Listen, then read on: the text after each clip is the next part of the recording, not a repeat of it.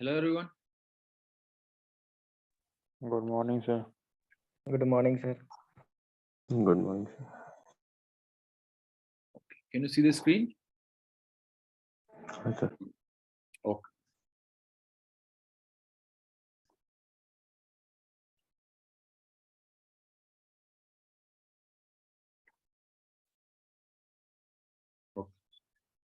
So in the last class, I had given some questions, assignments.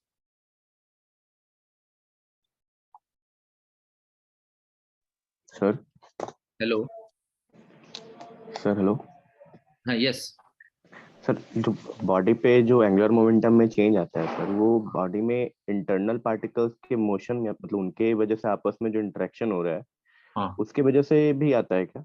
अगर हम net external को छोड़ दे तो मतलब एक्सटर्नल टॉर्क नहीं है, फिर भी बॉडी अगर घूम रही है तो अगर हम Yes. उसको एज इट इज छोड़ देते हैं, उसके इंटरनल मतलब सिस्टम ऑफ बॉडीज है, अगर हम उसको छोड़ देते हाँ, हैं इंटरनल में भी हो सकता है. इंटरनल में हो सकता है. यस. तो सर हम टॉर्क कैसे डिसाइड करेंगे? नेट एक्सटर्नल नहीं, बट टॉर्क अभी जो है यहाँ पर केवल एक्सटर्नल वाली बात कर रहे हैं. अभी हम सिर्फ एक्सटर्नल वाली बात कर रहे हैं. अगर इंटरनल वाली होगी तो स्पेसिफिकली मेंशन की होगी. अब ओके. तो हमने लास्ट क्लास में क्वेश्चंस किस असाइनमेंट के देखे थे? होमवर्क में बोले थे मैंने. 12.2, sir. हाँ, 12.2. Just 1 minute. 12.2. बड़ी प्रॉब्लम हो रही है, वो असाइनमेंट हो नहीं पा रहा। और 12.2 में कौन कौन सी प्रॉब्लम्स थी? 1, 4. Okay, just 1 minute. सर इसको आराम से पढ़ाइएगा, ये बहुत मतलब दिक्कत कर रहा है। 12.2 में कौन सा नहीं हो रहा है? 1 नहीं हो रहा है. सर एक भी नहीं हुआ है, सर. मेरा भी एक भी नहीं हुआ। हम 2-3 वो किए हैं सर। सब लगता है ना जेई के पीवाई के उठा के डाल रखे हैं इसमें। चलिए ठीक है, इसको देखते हैं फिर अभी असाइनमेंट को.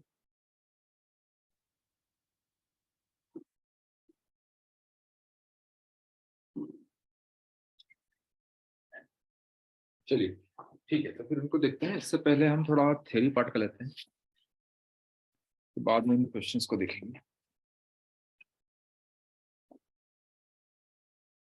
ओके. तो हमने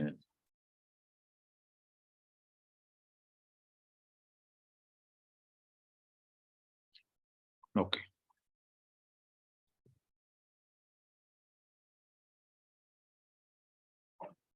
So we had started what is the general motion. Okay, general motion means translation plus rotation both. So in general motion we are going to learn about today rolling motion.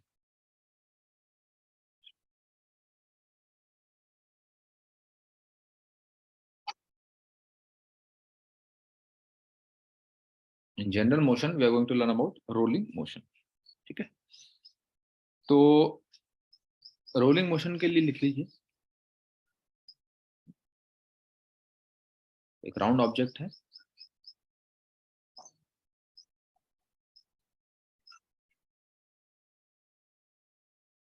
Rolling motion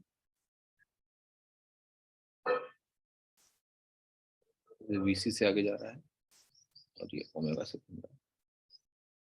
This is the schematic of rolling motion. So it is a special type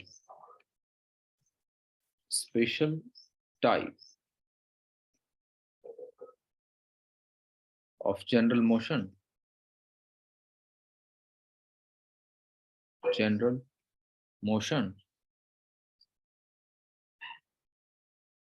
of round objects.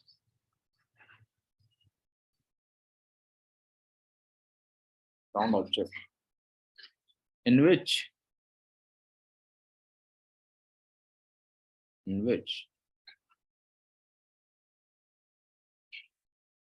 the object translates translates, suppose ये radius इसकी r है object की, objects translates 2 pi r distance in one full rotation.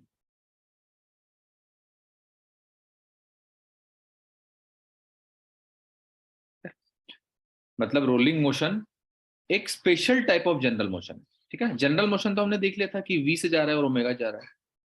Rolling motion is a special type of general motion of round object in which the object translate 2 pi r distance in one full rotation, ठीक है।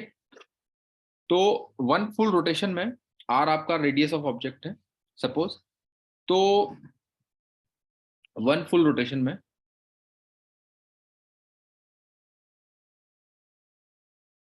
जो delta S हो जाएगा वो हो जाएगा 2 pi r।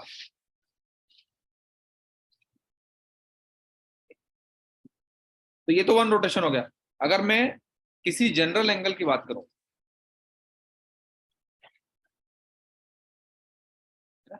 General theta की बात करूं, तो बताइए किसी अगर एक थीटा पे बात करूं तो डेल्टा एस कितना होगा? वन रोटेशन में कितना है थीटा होता है? 2 पाई 2 पाई होता है। तो किसी जनरल थीटा की बात करूं तो डेल्टा एस कितना होगा? r into theta. ये जो है थीटा इज इक्वल टू 2 पाई होगा, मतलब वन फुल रोटेशन पे 2 पाई r ट्रांसलेशन हो जाएगा, ठीक है। ओके, तो जो हमें रिलेशन क्या मिल गया कि थीटा और डिस्प्लेसमेंट के बीच में, मतलब रोटेशनल डिस्प्लेसमेंट और ट्रांसलेशनल डिस्प्लेसमेंट के बीच में हमें एंगल रिलेशन मिल चुका है। ओके, अब बताइए इसको डिफरेंशिएट कर दीजिए with respect to T.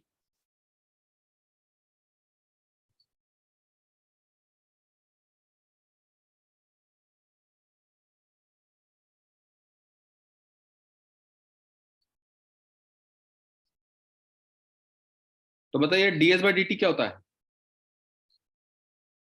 Rate of change of displacement. Velocity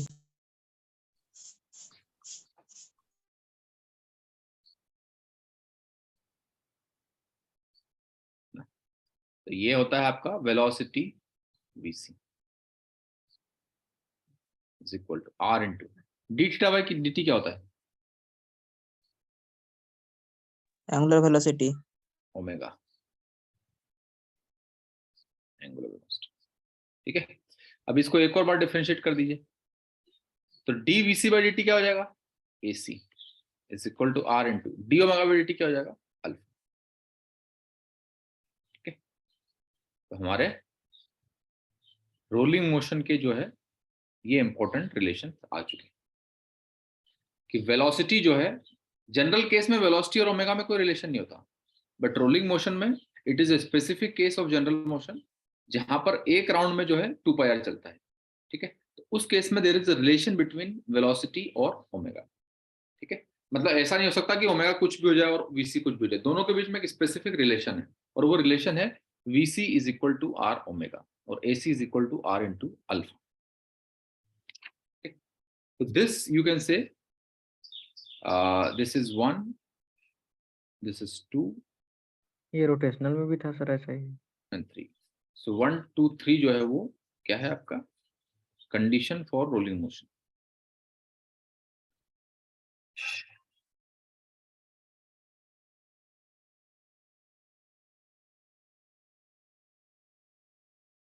rotation हमारा जो प्योर रोटेशन हो रहा था उस केस में ट्रांसलेशन थोड़ी हो रहा था।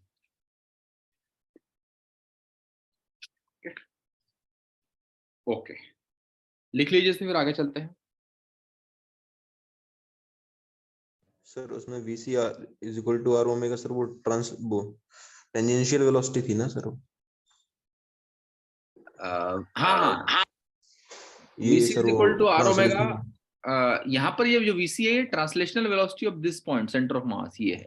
यस सर, इसमें तो ट्रांसलेशन है, बट उसमें रोटेशन वाले में सर वो टेंजेंशियल था ना? हाँ टेंजेंशियल था, यूर राइट, ठीक है। तो वो बात हम कंसीडर करेंगे आगे। हम पहले ये वाली स्लाइड लिख लीजिए, फिर हम इस रोलिंग ऑब्जेक्ट पे अलग अलग पॉइंट्स की अलग अलग वेलोसिटी क्या होगी वो देखेंगे, ठीक है।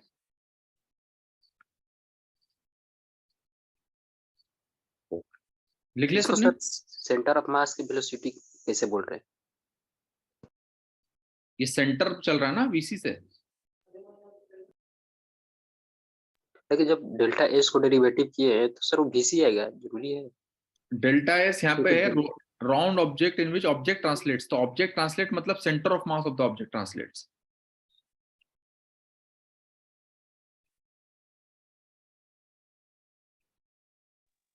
ये सर डेल्टा 2πr से सर ये कैसे कनेक्टेड है? डेल्टा ये एस तो सर कंडीशन है ट्रांसलेशन। रोलिंग मोशन की। रोलिंग मोशन की कंडीशन है कि एक रोटेशन के बाद में इतना डिस्प्लेसमेंट हो जाएगा। नहीं सर, मतलब डेल्टा एस जो है ट्रांसलेशन मोशन है, 2πr जो लिखे है वो तो सर ये उसका इतना, रोटेशनल है।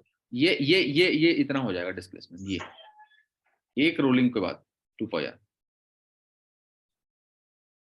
इसका मतलब ये।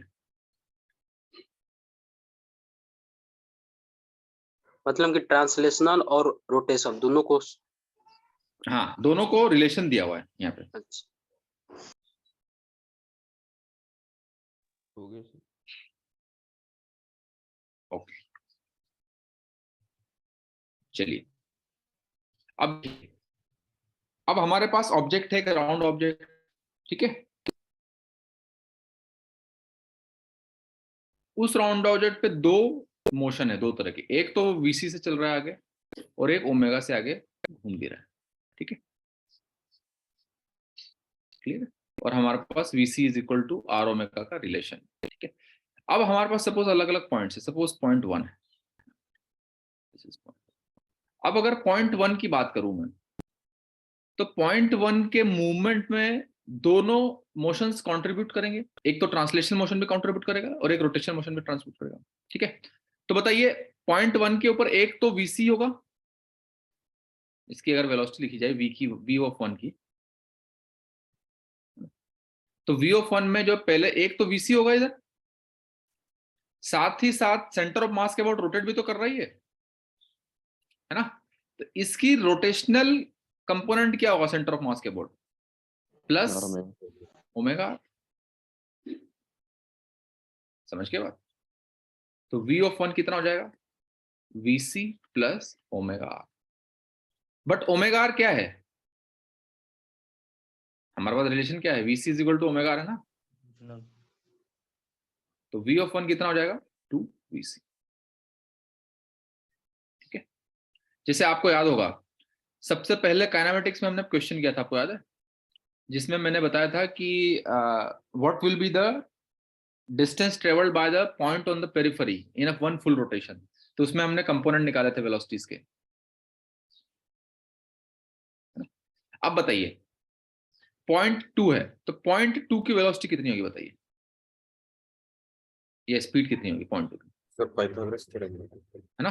तो देखिए पॉइंट 2 पे एक कंपोनेंट तो ट्रांसलेशन का होगा, ट्रांसलेशनल कंपोनेंट इधर है वीसी। अच्छा, पॉइंट 2 पे रोटेशनल कंपोनेंट ऑफ वेलोसिटी किधर कंट्रीब्यूट करेगी, परपेंडिकुलर है जी कैप में, डाउनवर्ड। तो ओमेगा तो इधर है और ओ के अबाउट सपोज इसके अबाउट रोटेट हो रहा है, तो डाउनवर्ड हो जाएगी वीसी, क्योंकि ओमेगा आर होगी जो कि वीसी।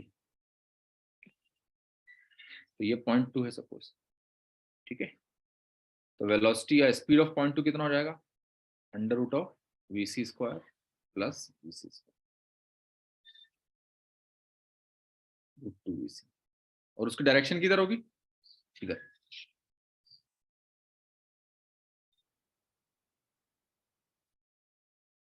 अब बताइए जो लोवेस्ट पॉइंट है उसकी वेलोसिटी कितनी होगी, 0। तो लोवेस्ट पॉइंट पे ट्रांसलेशनल कंट्रीब्यूशन इधर है वीसी, अब रोटेशनल कंट्रीब्यूशन है ओमेगा से इधर घूम रहा है, तो रोटेशनल कंपोनेंट इधर होगा वीसी। तो ये पॉइंट 3 है सपोज, तो V3 कितना हो जाएगा, वीसी माइनस वीसी।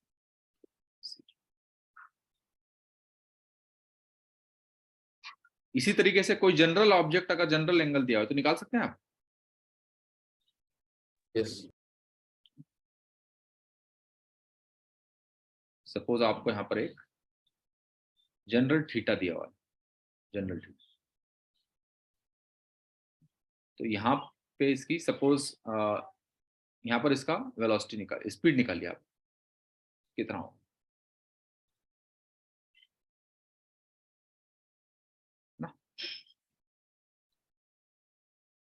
कितना होगा? तो VC तो इधर है और आपका एक VC इधर है, ठीक है। और एंगल आपका क्या हो जाएगा? ये अगर थीटा है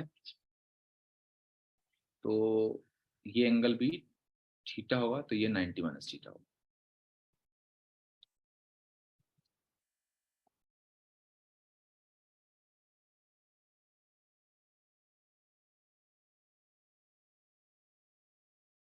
ठीक है, तो V कितना हो जाएगा बताइए? दो वेक्टर है ना आपके, एक वेक्टर इधर है, एक वेक्टर इधर है। दो वेक्टर है अगर, तो उनका रिजल्टेंट मैग्नीट्यूड कितना होता है? पहला वेक्टर का स्क्वायर प्लस दूसरा वेक्टर का स्क्वायर प्लस 2 इंटू पहला वेक्टर दूसरा vector cos angle between them.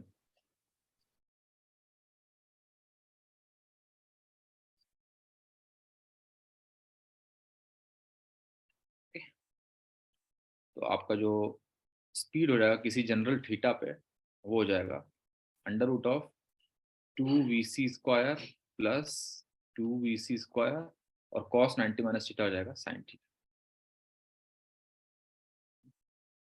तो अगर मैं से तो V theta is equal to root 2VC under root of 1 plus sine theta. तो थीटा इज इक्वल टू, अगर मैं यहाँ पे π/2 रखूँ, तो π/2 रखूँ मतलब इसकी बात कर रहा हूँ, यहाँ की बात। तो ये हो जाएगा रूट टू 2, तो 2VC आ जाएगा। थीटा इज इक्वल टू 0 रखूँ तो ये इस वाले पॉइंट की बात कर रहा हूँ, तो रूट 2VC आ जाएगा। थीटा इज इक्वल टू पाई रखूँ मतलब इस पॉइंट की बात कर रहा हूँ, तो ये 0 हो जाएगा।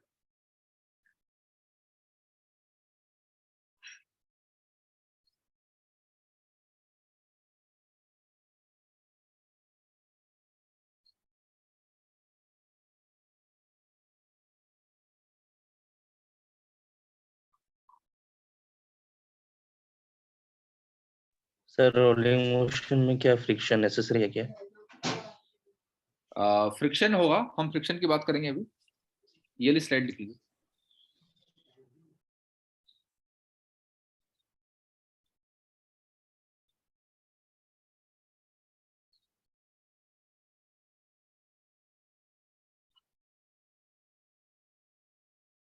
लिख लिया सबने ये वाली स्लाइड? ये हम सेंटर ऑफ मास फ्रेम में सर सॉल्व कर रहे हैं ना चीजों को, क्या हुआ? सेंटर ऑफ मास फ्रेम में कर रहे हैं ना सॉल्व अभी। नहीं नहीं, ये जो है सब ग्राउंड के रिस्पेक्ट में है, यूवीसी सब। सेंटर ऑफ मास फ्रेम में क्या होगा सर?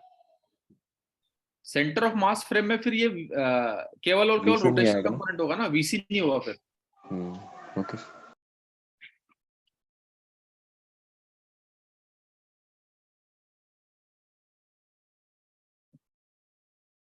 अब देखिए, जो रोलिंग मोशन होता है,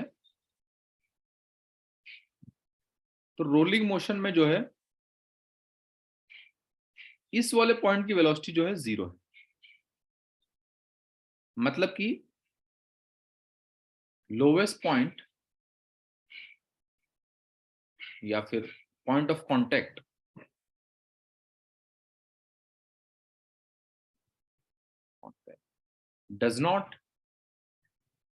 does not slide on the surface, क्योंकि रिलेटिव उसकी वेलोसिटी है ही नहीं सरफेस के रेस्पेक्ट में। तो does not slide on the surface, इसका मतलब है क्या है कि फ्रिक्शन जो एक्ट करेगा वो कौन सा होगा? काइनेटिक होगा, स्टैटिक होगा? काइनेटिक, सॉरी काइनेटिक, स्टैटिक होगा ना। That means static friction is working.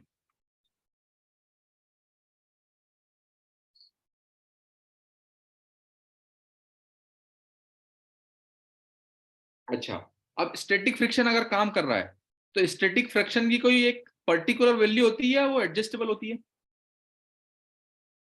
Adjustable that means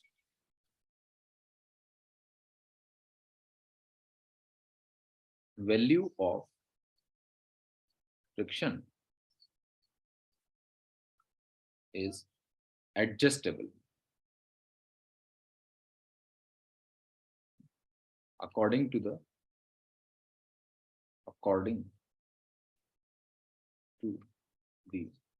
dynamics of the situation, जैसे हमने देखा था जो ब्लॉक वाले केस में,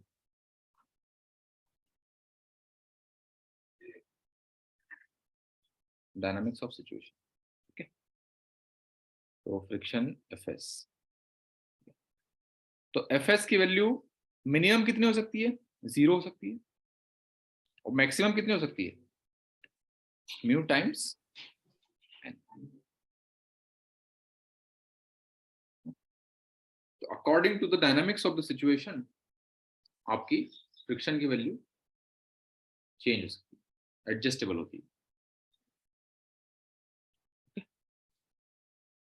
अब दूसरी बात, ये तो पहला इंपॉर्टेंट पॉइंट. दूसरा इंपॉर्टेंट पॉइंट ये है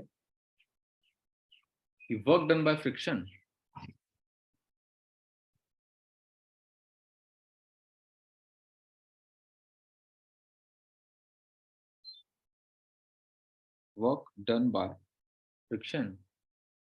in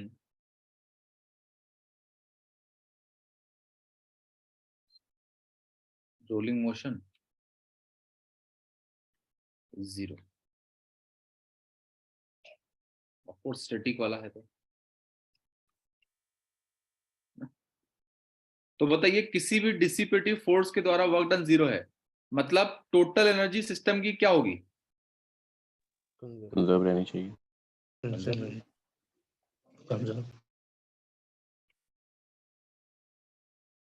So work done by friction is 0. देखिए, आपको याद होगा ना कि स्टैटिक फोर्स में क्या होता था, वर्क डन 0 होता था ना. ये सर क्योंकि तब कोई मोशन नहीं होता था. हाँ, तो मोशन नहीं होता था, नहीं इसलिए है कि रिलेट जो ऑब्जेक्ट है ना, ऑब्जेक्ट जो पॉइंट ऑफ कांटेक्ट है, that does not have relative motion with respect to surface. Okay okay समझ गए बात? सर, तो मतलब हम लोग एक पॉइंट को देखेंगे, बॉडी को नहीं देखेंगे. Yes yes yes. ओके. तो जैसे काइनेटिक फ्रिक्शन में ब्लॉक स्लाइड करता था, तो ब्लॉक स्लाइड करता था इधर, तो इसके रिस्पेक्ट में मोशन होता था, तो वहां पर जो स्लाइड की वजह से जो क्या बोलते हैं हीट जनरेट होता था, that is the work done. But here the point of contact remains in rest with respect to the surface, that's why the work done is 0. इसलिए total energy will be conserved. Total energy की बात कर रहे हैं तो उसमें तो kinetic energy और पोटेंशियल, लेकिन टोटल एनर्जी क्या मैकेनिकल एनर्जी की बात कर रहे हैं क्या? हाँ, टोटल एनर्जी मतलब मैकेनिकल, काइनेटिक और पोटेंशियल मैकेनिकल है. Yes sir. और ये फ्रिक्शन जब प्रेजेंट रहता है उसी के टाइम पे रोलिंग मोशन होगा ना? नहीं नहीं, इसमें- ऐसा भी मैंने बोला ना कि फ्रिक्शन की वैल्यू जो है 0 से लेकर म्यू एन कुछ भी हो सकती है, तो 0 भी हो सकती है और मैक्सिमम म्यू एन भी हो सकती है. ओके, मैंने नेसेसरी नहीं है कि फ्रिक्शन होना ही है. नहीं नहीं नहीं, जैसे मान लो जो फॉर एग्जांपल आपका एक बस इस तरह से ऑब्जेक्ट घूम रहा है इधर, अलग अलग केसेस में देखेंगे हम कब फ्रिक्शन होगा कब नहीं होगा. ठीक है ओके सर. यस, इसे लिख लीजिए. सर यस, सर जब बाइक से या फिर कोई भी व्हीकल चलता है तो उसके टायर्स रोटेशन के बाद गर्म हो जाते हैं, वो तो सर सराउंडिंग टेम्परेचर के कारण होते हैं ना, फ्रिक्शन के कारण नहीं होते हैं. नहीं नहीं, वो उसमें मल्टीपल वो होते हैं उसमें. एक तो हम काफी बार ब्रेक लगाते हैं तो हमको लगता है कि प्योर रोलिंग हो रहा है, लेकिन थोड़ा थोड़ा स्लाइडिंग भी होता है. एक केस में ले रहा हूँ सर कि मतलब कंटिन्यूअसली t=0 से t=t तक वो जनरल मोशन कर रहा है, मतलब गाड़ी जा रही है कहीं पे, प्योर रोलिंग कर रहा है. हाँ प्योर रोलिंग हाँ, कर रहा है. हाँ, सर rolling. तो अगर हम रिम्स वगैरह मतलब कोई भी हीट कैपेसिटी का फैक्टर चूज ना करें, ऐसा मान ले कि टायर जो इंटायरली बिल्कुल टायर वाली बॉडी से मटेरियल से ही बना है, हाँ, और सर लेकिन स्टिल उसका टेम्परेचर चेंज हो जाता है before the motion and after completing the motion. हाँ, सर वो क्योंकि अगर हम हाँ, मतलब सर वो सराउंडिंग के कारण हो रहा है ना, आप कह रहे हैं कि फ्रिक्शन नहीं लग रहा है, फ्रिक्शन कारण नहीं हो रहा है वो. नहीं नहीं, देखिए आप रियल लाइफ में देखेंगे तो वहां पर एग्जैक्ट सिचुएशन नहीं होती ना, वहां पर थोड़ा थोड़ा स्टैटिक काइनेटिक फ्रिक्शन भी होता है, थोड़ा थोड़ा आपका जो गाड़ी है वो उसके साथ बाउंसिंग भी होती है वहां पे, इसके कारण भी लॉस होता है थोड़ा, मतलब एक तरह से स्प्रिंग वाला के कारण भी लॉस होता है. और there are multiple factors here. फिर वाइब्रेशन जो बाइक में हो रहा है उसके कारण भी लॉस होता है. तो वो आपका जो थ्योरेटिकल केस थी ना, तो प्रैक्टिकल केस है इसलिए। बट अगर थ्योरेटिकल केस में अगर प्योर रोलिंग हो रहा है किसी में, तो वहां पर आपका लॉस नहीं होगा हीट में, मतलब टोटल एनर्जी कंजर्व रहेगी सिस्टम में। हाँ, मतलब नहीं होना चाहिए फिर वो। नहीं होना चाहिए या थ्योरेटिकल केस में। ओके।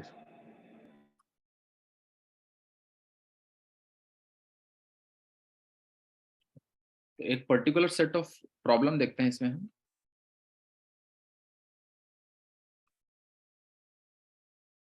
कि rolling motion on an incline plane,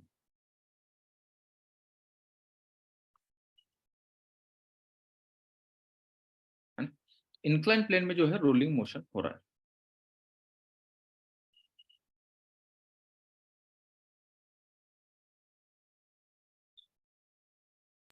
sir एक डाउट है सर। हाँ, एक मिनट।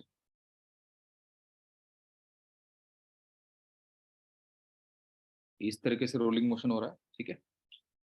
तो सपोज ये बॉडी है,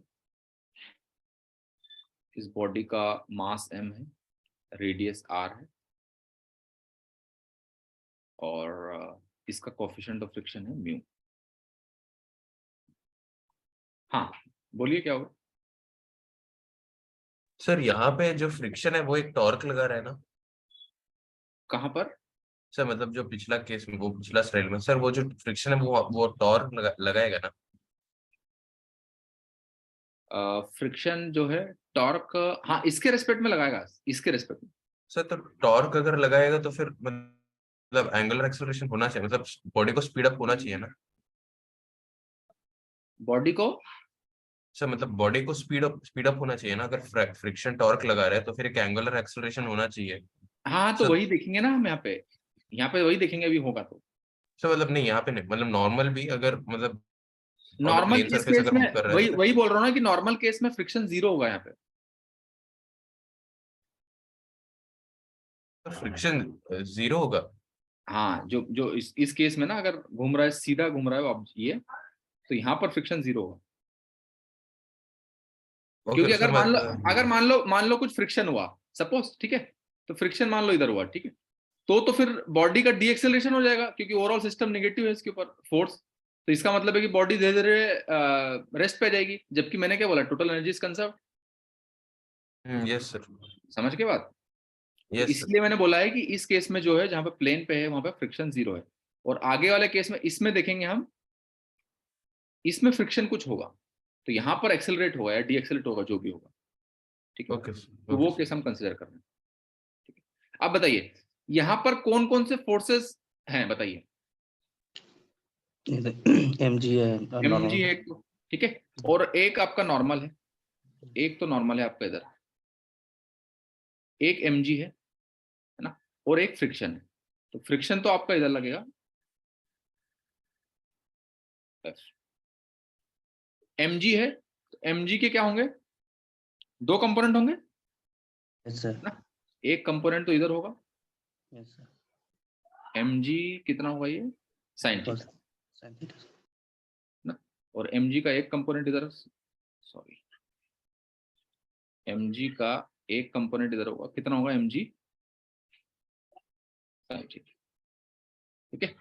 तो यहाँ पर आपका ये है, तो सपोज आपका एक डायरेक्शन ये है और एक डायरेक्शन ये, ठीक है। तो सपोज मैं इसको x बोल देता हूँ और इसको y बोल देता हूँ, ठीक है। अब बताइए इस ऑब्जेक्ट का y डायरेक्शन में कोई मूवमेंट है क्या? नो सर, नहीं है, जो भी हो रहा है रोलिंग वो x के अलॉन्ग ही हो रहा है, तो y में मूवमेंट नहीं है, तो मतलब Fy कितना है, जीरो। जीरो अब Fy कितना है, n तो ऊपर लग रहा है, माइनस mg, mg सॉरी यहाँ पे कॉस थीटा आएगा, cos theta होगा सर, yes, यहाँ पे cos, mg cos theta is equal to zero. इसका मतलब क्या हो गया कि n की वैल्यू कितनी होगी, mg cos थीटा, अब हम एक्स डायरेक्शन की बात कर लेते हैं, ये तो हमारी वाई डायरेक्शन होगी।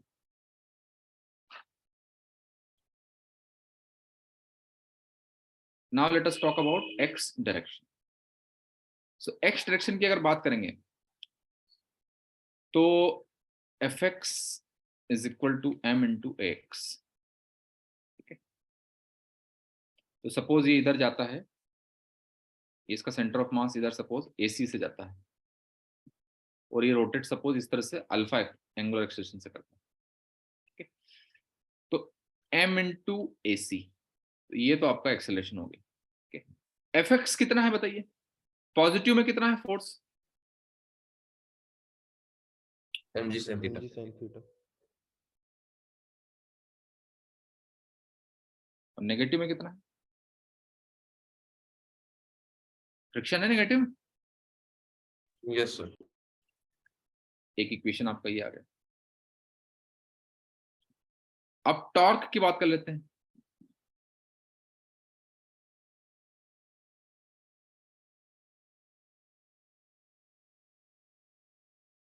तो बताइए, अब हमारे पास तीन फोर्सेस है, mg है, n है और फ्रिक्शन है।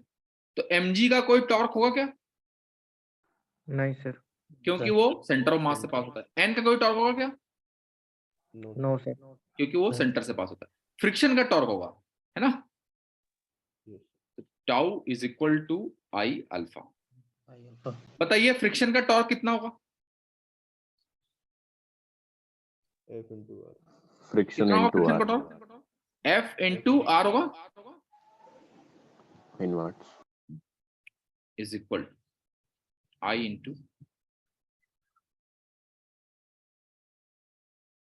है ना? अल्फा की वैल्यू कितनी होती है प्योर रोलिंग में? ये भैया AC by.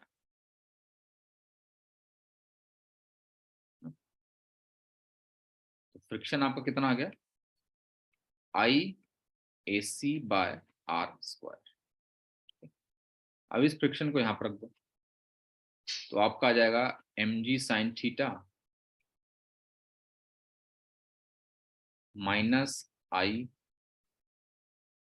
AC by R square is equal to m into AC। तो अगर मैं यहां से AC निकालना चाहूं, मतलब एक्सेलरेशन, तो that comes out to be mg sine theta divided by m plus I by R square. तो इसको सिंप्लीफाई करूं अगर मैं, तो g sine theta divided by 1 plus IC, और ये I जो है वो C के अबाउट है ना, याद रखना, IC बाय MR स्क्वायर।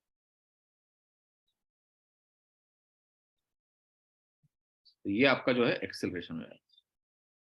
ठीक है, तो आपको याद होगा कि हमने एक ब्लॉक वाला किया था, तो उसमें ब्लॉक वाले में क्या आ रहा था एक्सेलरेशन? सिर्फ और सिर्फ g sin थीटा आ रहा था, आपको याद है?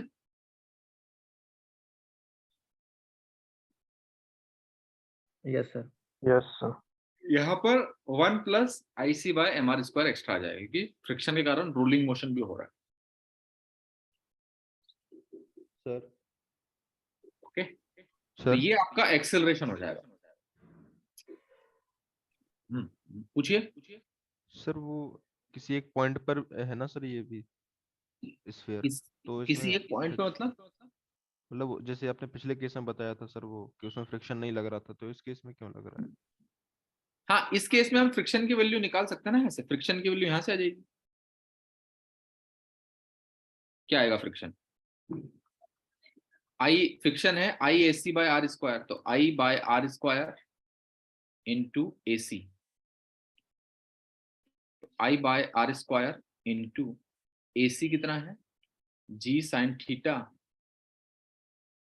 Bye 1 plus IC bye MR square. तो अगर मैं सर इसको उसमें नहीं सिंप्लीफाई निकाल सकते थे क्या? हैं, उसमें नहीं निकाल सकते थे यहाँ? किसमें? पिछले वाले केस में। तो पिछले वाले केस में बस थीटा को 0 पुट कर देंगे। सर बट उसका translation acceleration sir centre of mass का कुछ ना कुछ अगर हम दे दें किसी फोर्स से। नहीं, जब अगर ट्रांसलेशन एक्सेलरेशन दे दें मतलब क्या, कुछ खींच रहे, अगर आप उसे पुल करेंगे तो फ्रिक्शन होगा, यस सर तभी की बात बट अगर फ्री मोशन हो रहा है तब फ्रिक्शन नहीं होगा। ये फ्री मोशन हो रहा है ना। उस केस में फ्री मोशन में फिर वो एक्सेलरेशन 0 हो जाएगा इसलिए। हाँ, यू राइट। ठीक है, तो एफ की वैल्यू यहां से देखेंगे, अगर मैं सिंप्लीफाई करना चाहूं इसे तो ये हो जाएगा, इसको यहां से mr स्क्वायर हो जाएगा, तो I into G sine theta, यहां से आ जाएगा mr स्क्वायर, तो r square I square cancel हो जाएगा, तो I C plus mr square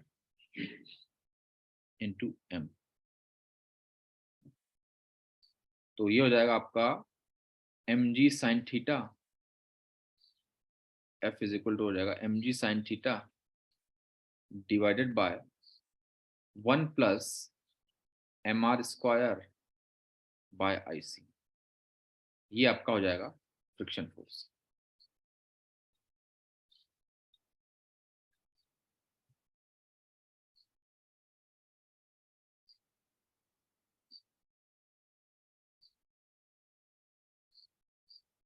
sir 2 question है सर मेरा।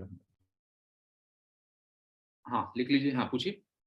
सर पहला क्वेश्चन है कि मतलब जब हम लोग ये इक्वेशन लिख रहे हैं तब हम लोग टॉर्क को सेंटर ऑफ मास के अबाउट क्यों ले रहे हैं, क्योंकि अगर ऐसे देखें कि बॉडी रोल कर रहा है तो फिर लोएस्ट पॉइंट जो है वो पाइवट जैसा एक्ट कर रहा है ना, तो जो भी टॉर्क लिखना है हम लोग को लोएस्ट पॉइंट से लिखना है हम लोग, लेकिन सेंटर ऑफ मास से क्यों लिख रहे हैं? टॉर्क की बात आप लोएस्ट पॉइंट के अबाउट लिखना चाहते हैं, ऐसा है? हाँ सर, मतलब अगर रोल कर रहा है तो फिर lowest point will act as a pivot ना, नो मतलब। No, but in general motion मैंने क्या लिखवाया था कि there is a translation of centre of mass plus rotation about centre of mass, right? Okay sir. ठीक है, ओके सर, मतलब हम लोग दोनों अलग अलग एनालाइज कर रहे हैं दोनों मोशंस हाँ, को। Yes yes. ओके सर, और एक है कि मतलब यहाँ पे अगर हम लोग i इक्वल टू 0 पुट कर दे, मतलब पॉइंट मास के लिए पुट करें, तो सर हम लोग को acceleration equal to G sine theta आ जाएगा, लेकिन सर फिर यहाँ पे अगर i इक्वल टू 0 पुट करें तो फिर फ्रिक्शनल फोर्सेस नेगलेक्ट कैसे हो जा रहे हैं? आई इज इक्वल टू 0 वो थोड़ा केस लिमिटिंग केस हो जाएगा। आई इज इक्वल टू 0 का मतलब क्या है? सर पॉइंट मतलब मास, पॉइंट ऑब्जेक्ट। तो पॉइंट मास है तो फिर m भी तो 0 हो जाएगा, या फिर r भी तो 0 हो जाएगा, तो 0/0 हो जाएगा ना यहाँ पे। सर मतलब पॉइंट मास है तो मतलब पॉइंट का मास है, ऐसे बोल सकते हैं कि पूरा मास एक पॉइंट पे कॉन्सेंट्रेटेड है, ऐसे बोल नहीं, बट सकते हैं। r भी तो 0 हो जाएगा ना फिर, ओ, तो अच्छा, zero yes by sir. Zero हो जाएगा।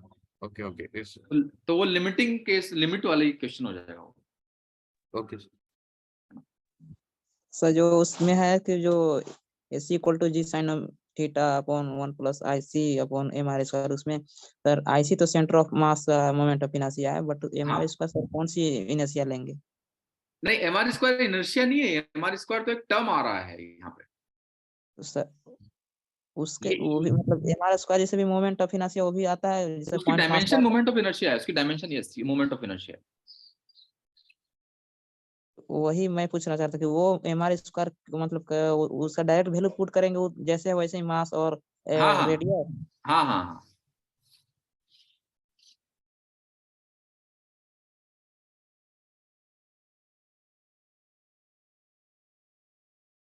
चलिए, अब इसमें हम आगे क्वेश्चन पूछ सकते हैं, वैलिड क्वेश्चन। तो देखिए, फ्रिक्शन की वैल्यू ये आई है ना, फ्रिक्शन की वैल्यू ये आई है। अब हम अगला क्वेश्चन पूछ सकते हैं, क्वेश्चन इसी में पूछ सकते हैं अगला। Calculate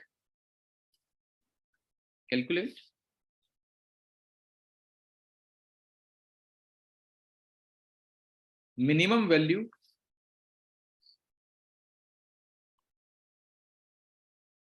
of mu so that rolling motion is possible.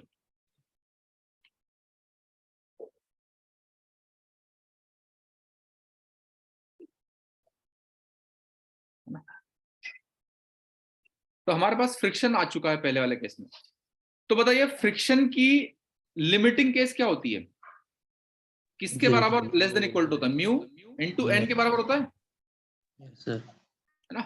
तो क्या लिखे हैं, motion is rolling motion is possible.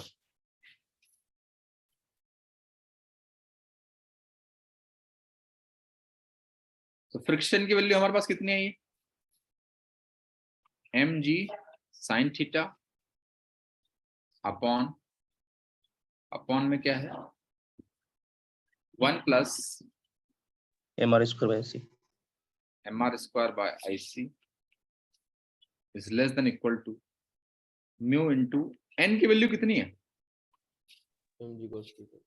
mg cos theta.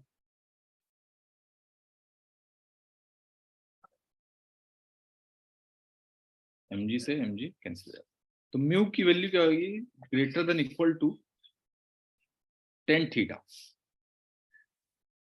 Divided by 1 plus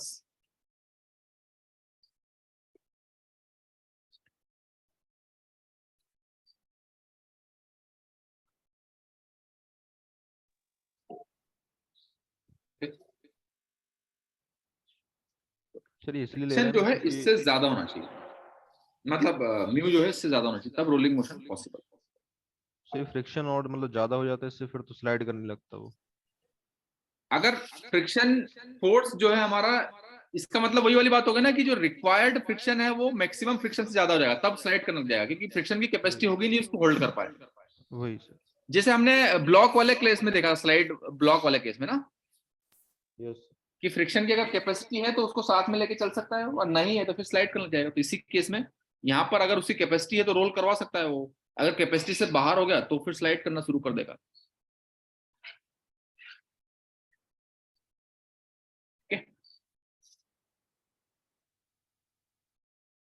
okay sir. हाँ सर फ्री रोलिंग केस में अगर हम सेंटर ऑफ मास के अबाउट एक फोर्स अप्लाई करते हैं तो उस समय फ्रिक्शन तो नॉन जीरो होगा ना, या उसमें भी हाँ, तब नॉन जीरो होगा। उसका हम एक उसका उस तरह के क्वेश्चन एक करेंगे हम, तब देखेंगे कि अगर फोर्स अप्लाई करते हैं तो फिर फ्रिक्शन होगा। सेंटर ऑफ मास के अबाउट करते हैं तब सर उसका टॉर्क जीरो हो जाएगा ना फिर भी, लेकिन एक्सेलरेशन उसमें रहेगा, ट्रांसलेशनल एक्सेलरेशन। वो मैं समझ रहा हूँ आपकी बात, वो क्वेश्चन उस तरह का एक करेंगे हम। ओके। अच्छा, तो हमारे पास एक ऑब्जेक्ट, अच्छा मैंने यहाँ पर आपको बस ये बताया था कि इसका मास m है और रेडियस r है, ठीक है। हमने यहाँ पर I को जो है जनरल छोड़ दिया है। अभी मतलब कि राउंड ऑब्जेक्ट आपका डिस्क भी हो सकता है, आपका रिंग भी हो सकता है, आपका सॉलिड भी हो सकता है, स्फीयर होलो स्फीयर भी हो सकता है, कुछ भी हो सकता है, सिलेंडर भी हो सकता है, ठीक है। तो अब मुझे बताइए आप कि अलग अलग ऑब्जेक्ट्स के लिए अलग अलग एक्सेलरेशन क्या क्या होगा। तो हमारे पास एक्सेलरेशन की वैल्यू आ चुकी है G sine theta divided by 1 plus क्या था, IC बाय MR स्क्वायर की MR square by IC, IC/MR।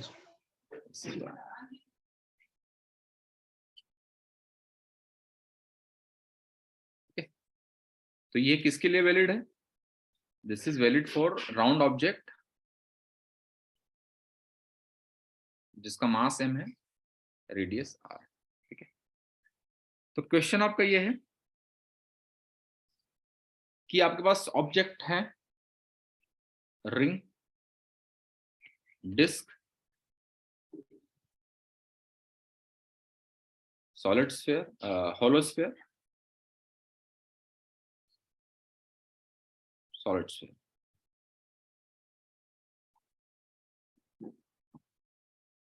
तो सपोज ये आपका 1 है, ये आपका 2 है, ये 3 है, ये 4। तो बताइए A1, A2, A3 और A4 में रिलेशन बताइए, कौन सा बड़ा होगा कौन सा छोटा होगा, और सबके मास सेम है, m को मार है, राउंड ऑब्जेक्ट से आप चारों के चारों। तो बताइए A1, A2, A3, इनका A4 सबसे का रिलेशन कम क्या होगा सर। है ना। तो देखिए A और I का रिलेशन क्या है, I अगर बड़ा होगा तो A छोटा होगा, है ना। I अगर बड़ा होगा तो A छोटा होगा, अब mr² g sin थीटा तो सबके लिए सेम ही है, तो I जिसका बड़ा है उसका A छोटा है। तो रिंग का I कितना है? अगर मैं इनकी आईज की बात करूं तो रिंग का I कितना है? कितना है? mr² है। डिस्क का कितना है? होलो स्फीयर का कितना है? 2/3 और सॉलिड का कितना है? 2/5 तो अगर हमारा, तो यहाँ पर हमारा IC1 सबसे बड़ा है, उसके बाद में कौन सा है? दूसरे नंबर पे कौन सा है? 2 है या 3 है? 3 IC3 दूसरा है, और फिर है IC2, और उसके बाद में है IC4। तो मोमेंट ऑफ इनर्शिया का ऑर्डर ये है। तो मोमेंट ऑफ इनर्शिया अगर बड़ा है तो एक्सेलरेशन छोटा होगा ना, तो इसका मतलब है कि A1 is less then A3 is less then A2 is less then A4। ठीक है, ओके। अगर आपसे अब पूछा जाए कि ये मान लो सेम इंक्लाइन प्लेन से, सेम हाइट से इन 4 ऑब्जेक्ट्स को रिलीज किया जाए, तो आपसे ये पूछा जाए कि कौन सा ऑब्जेक्ट सबसे पहले नीचे आएगा, तो क्या करेंगे बताइए? जिसका मोमेंट ऑफ इनर्शिया कम होगा सबसे। देखिए, जिसका एक्सेलरेशन ज्यादा होगा वो जल्दी आएगा पहले, है ना? ऑब्वियस सी बात है, जिसका एक्सेलरेशन ज्यादा होगा वही सबसे पहले आएगा। तो अगर मैं टाइम की बात करूं तो सबसे कम टाइम किसमें लगेगा? A1 A4 में सबसे कम टाइम लगेगा। A4 में लगेगा। T4 T2 T3 T4, ये क्या है? Time taken to reach bottom. ठीक है, तो देखिए मतलब टाइम किसका ज्यादा लग रहा है? जिसका मोमेंट ऑफ इनर्शिया ज्यादा है ना, मतलब कि रिंग को सबसे ज्यादा टाइम लगेगा आने में।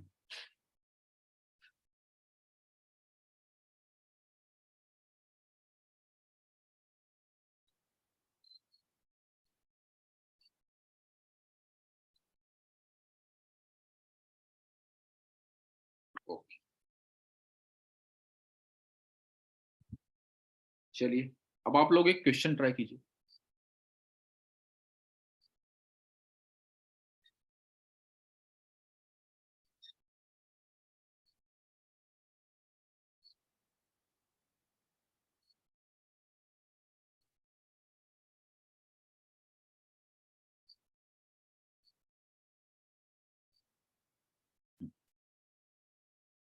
A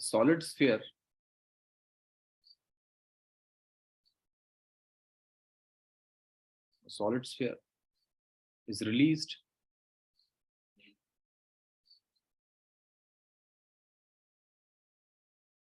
from a point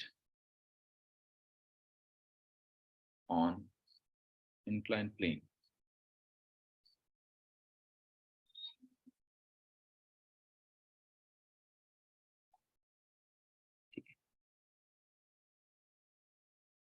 calculate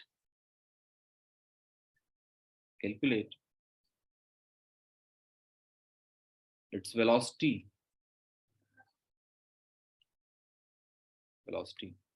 after it travels distance L। ठीक है, मतलब क्या है आपको बताता हूं मैं सिचुएशन। सपोज ये थीटा है आपका गिवन, ये सॉलिड स्फीयर है आपका गिवन, सॉलिड स्फीयर का मास m है, रेडियस r है ना? तो ये यहां से रिलीज किया गया है, रिलीज्ड।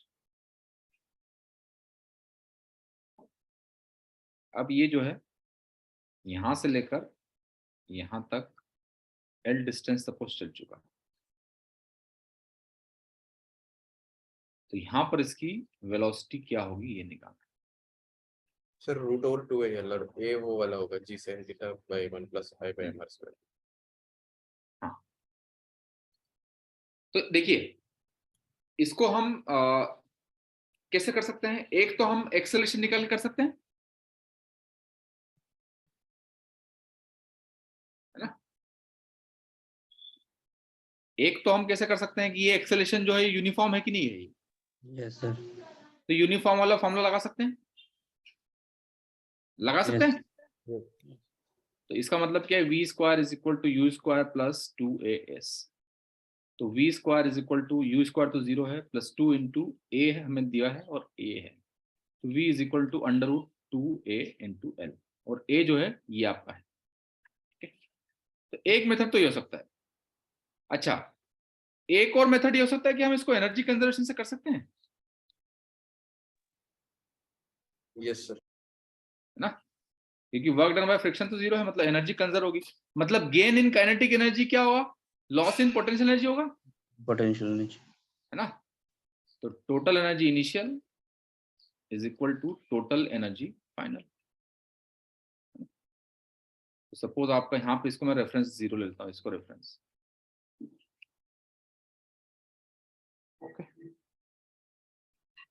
तो बताइए मुझे इसमें रोलिंग नहीं हो रहा है इसमें, क्या हुआ, रोलिंग नहीं हो रहा है इसमें, हाँ रोलिंग हो रहा है ना, हाँ इसमें रोलिंग हो रहा है ये। तो एनर्जी कैसे कंजर्व कर रहे हैं सर? तो रोलिंग में मैंने लिखवाया तो था एनर्जी कंजर्व होती है सर ये लेकिन ये फ्री नहीं है ना, प्योर रोलिंग में एनर्जी कंजर्व होती है, फ्री हो ना हो। फ्री का मतलब क्या होता है, यहाँ पे तो फ्रिक्शन भी आ गया ना, लेकिन तो फ्रिक्शन आ गया है, लेकिन क्या कहते हैं कि एनर्जी तो कंजर्व होगी ना। फ्रिक्शन तो वर्क करेगा ना सर, आप कह नहीं, रहे थे फ्रिक्शन के इसमें। द्वारा वर्क तो 0 है ना, क्योंकि फ्रिक्शन मैंने बताया था ना कि स्टैटिक फ्रिक्शन है ये। स्टैटिक फ्रिक्शन है तो पॉइंट ऑफ कांटेक्ट उसके रिस्पेक्ट में स्लाइड करेगा नहीं, तो कोई लॉस हीट में हाँ होगा सर। नहीं।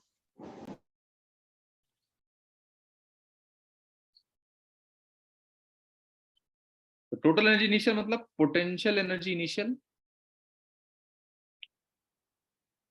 Potential energy initial plus kinetic energy initial is equal to potential energy final plus kinetic energy final. अब मैंने रेफरेंस पॉइंट तो यहीं पे ले लिया है, तो इनिशियल पोटेंशियल एनर्जी तो 0 है, इनिशियल काइनेटिक एनर्जी भी 0 है क्योंकि रिलीज किया गया। Yes sir. Final potential energy बताइए कितना है, देखिए ये L है, यस, तो हाइट कितनी होगी, एच mgh होगा सर। हाइट होगा ये थीटा है, तो L cos थीटा होगा या L sin थीटा होगा, L डिस्टेंस ट्रेवल की ना उसने, तो हाइट कितना है L sin थीटा, तो माइनस mg h, h है L sin theta plus kinetic energy find.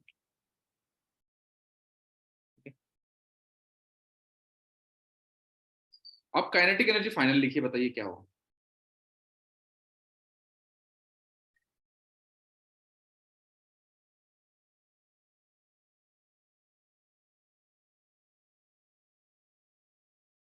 Sir rotational plus translational दोनों लेंगे ना? हाँ, तो यहां से आपका हो जाएगा kinetic energy final is equal to mg L sin theta. अब काइनेटिक एनर्जी में दो टर्म होंगे, एक रोटेशनल और काइनेटिक ट्रांसलेशन। तो ट्रांसलेशन वाला होगा हाफ m v स्क्वायर और ट्रांसलेशन होगा half ic into omega square is equal to mg L sin theta. और तो ये हो जाएगा half m v square plus half ic into omega क्या होगा v square by r square, क्योंकि pure rolling mg L sin theta.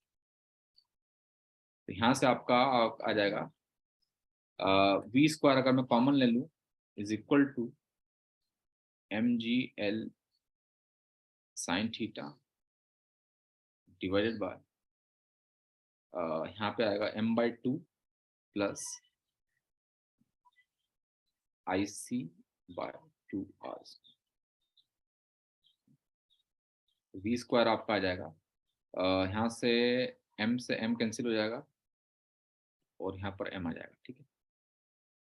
तो ये आ जाएगा 2gl sin theta divided by 1 plus IC bye MR square,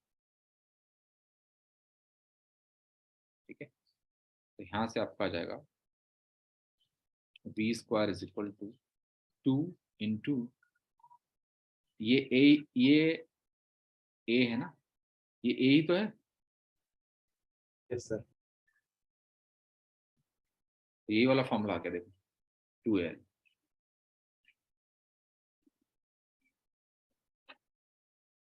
sir back slide कीजिए।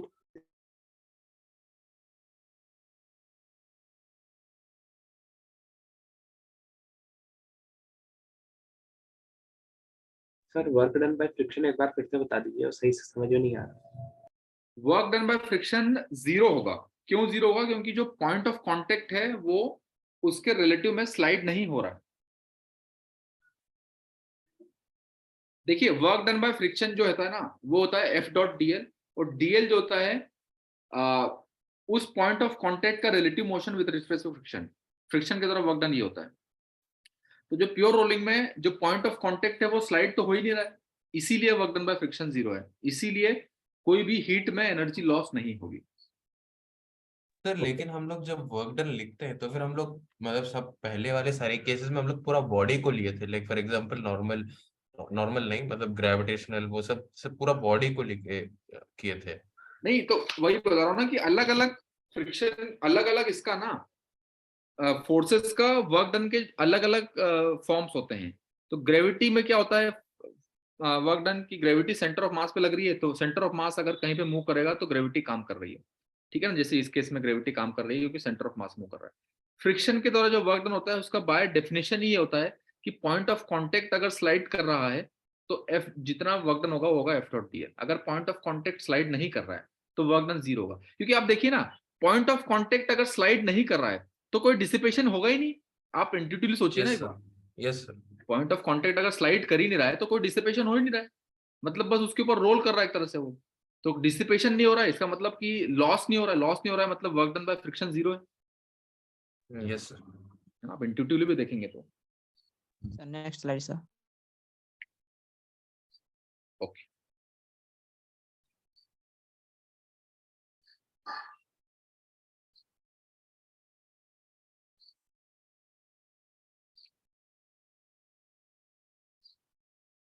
अच्छा इस case में आप मुझे बताइए, इस केस में लीनियर मोमेंटम कंजर्व होगा क्या? नहीं सर। नहीं होगा क्योंकि फोर्सेस लग रहे हैं। अच्छा इस केस में angular momentum about centre of mass conserve होगा क्या? No sir. नहीं होगा क्योंकि सेंटर ऑफ मास के अबाउट mg और n का तो 0 हो जाएगा टॉर्क, बट फ्रिक्शन का नॉन 0 होगा, है ना, बट एनर्जी कंजर्व होगा।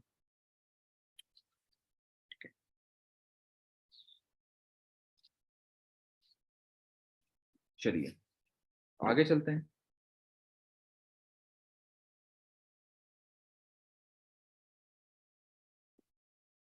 अगला क्वेश्चन करते हैं।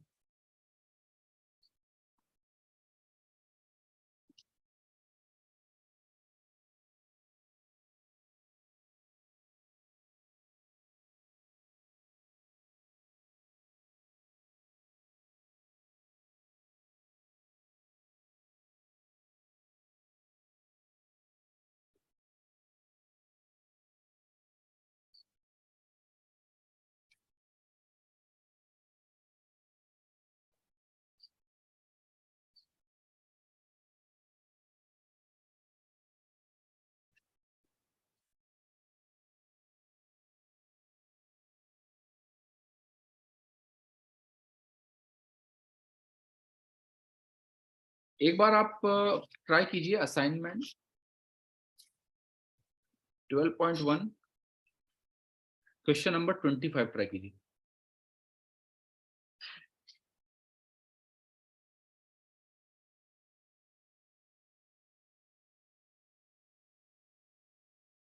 A uniform solid cylinder of mass m and radius r.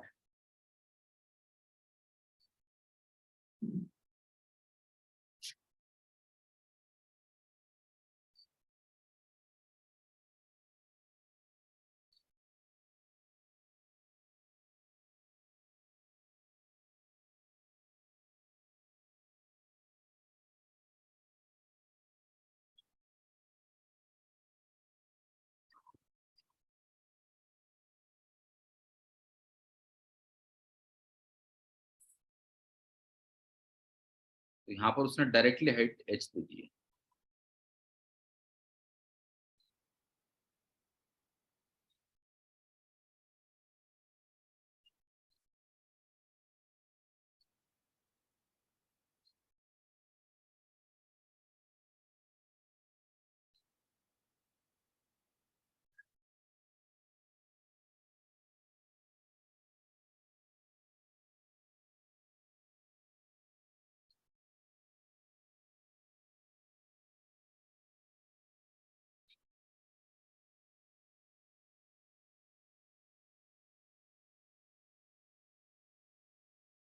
Okay,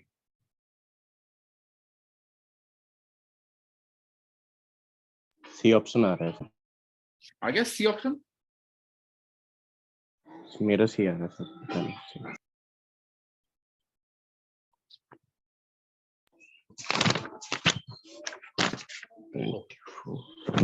energy conservation हाँ लगाएंगे। सर, सी है सर।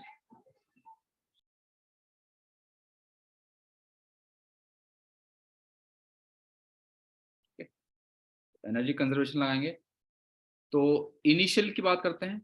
तो इनिशियली पोटेंशियल एनर्जी, इसको सपोज रेफरेंस यहाँ पे मान लेता हूँ। तो इनिशियली पोटेंशियल एनर्जी कितनी है? mgh। और इनिशियली काइनेटिक एनर्जी 0 है।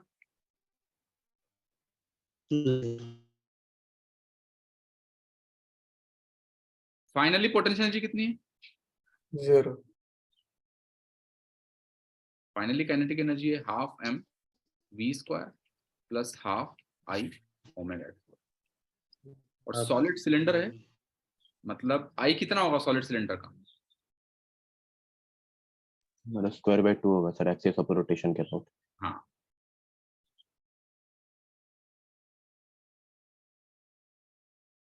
mgh is equal to mv square by 2 plus, हमें क्या पूछा?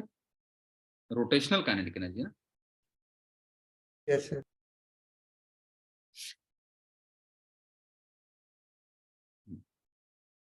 प्लस तो mv स्क्वायर बाय 2, तो यहाँ पर हम देख लेते हैं।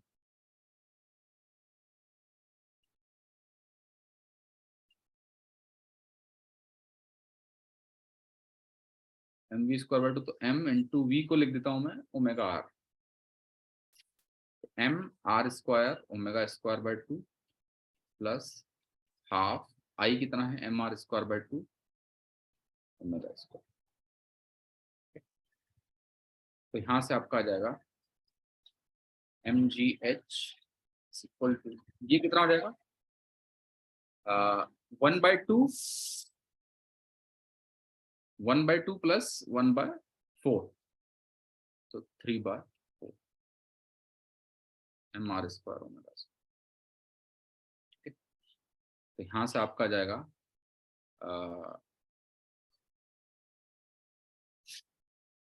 M R square omega square is equal to है 4 mgh bye 3।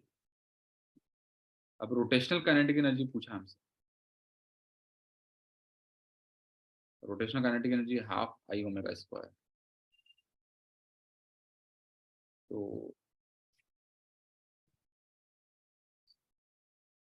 Half I is M R square by 2 into omega square.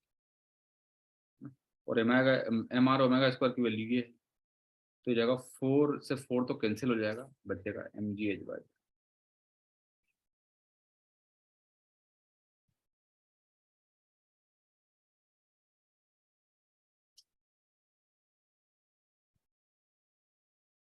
Okay,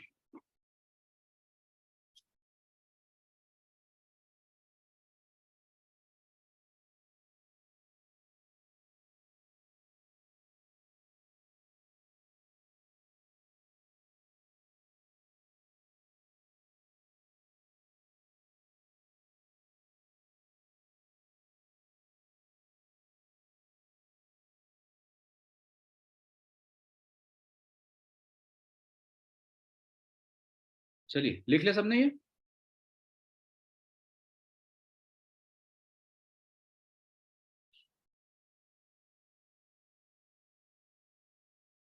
लिख लिया सर।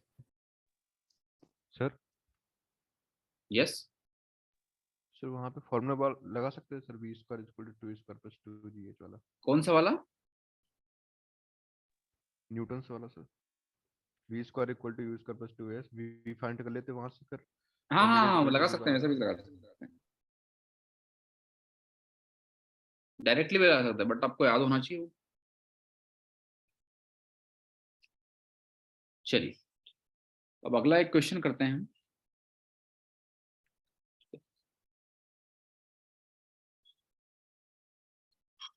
क्वेश्चन लिखिए, अ disc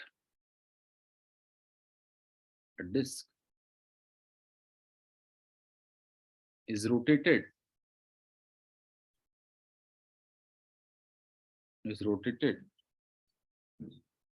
with angular speed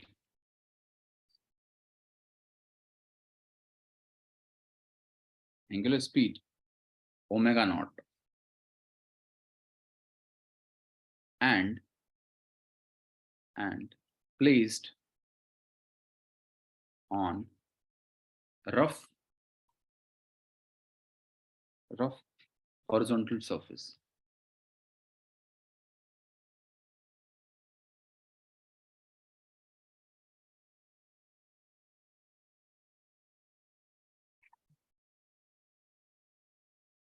Find its angular speed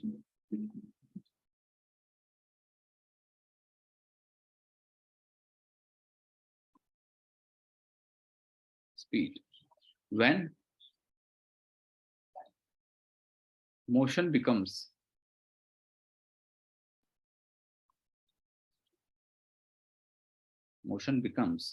pure rolling.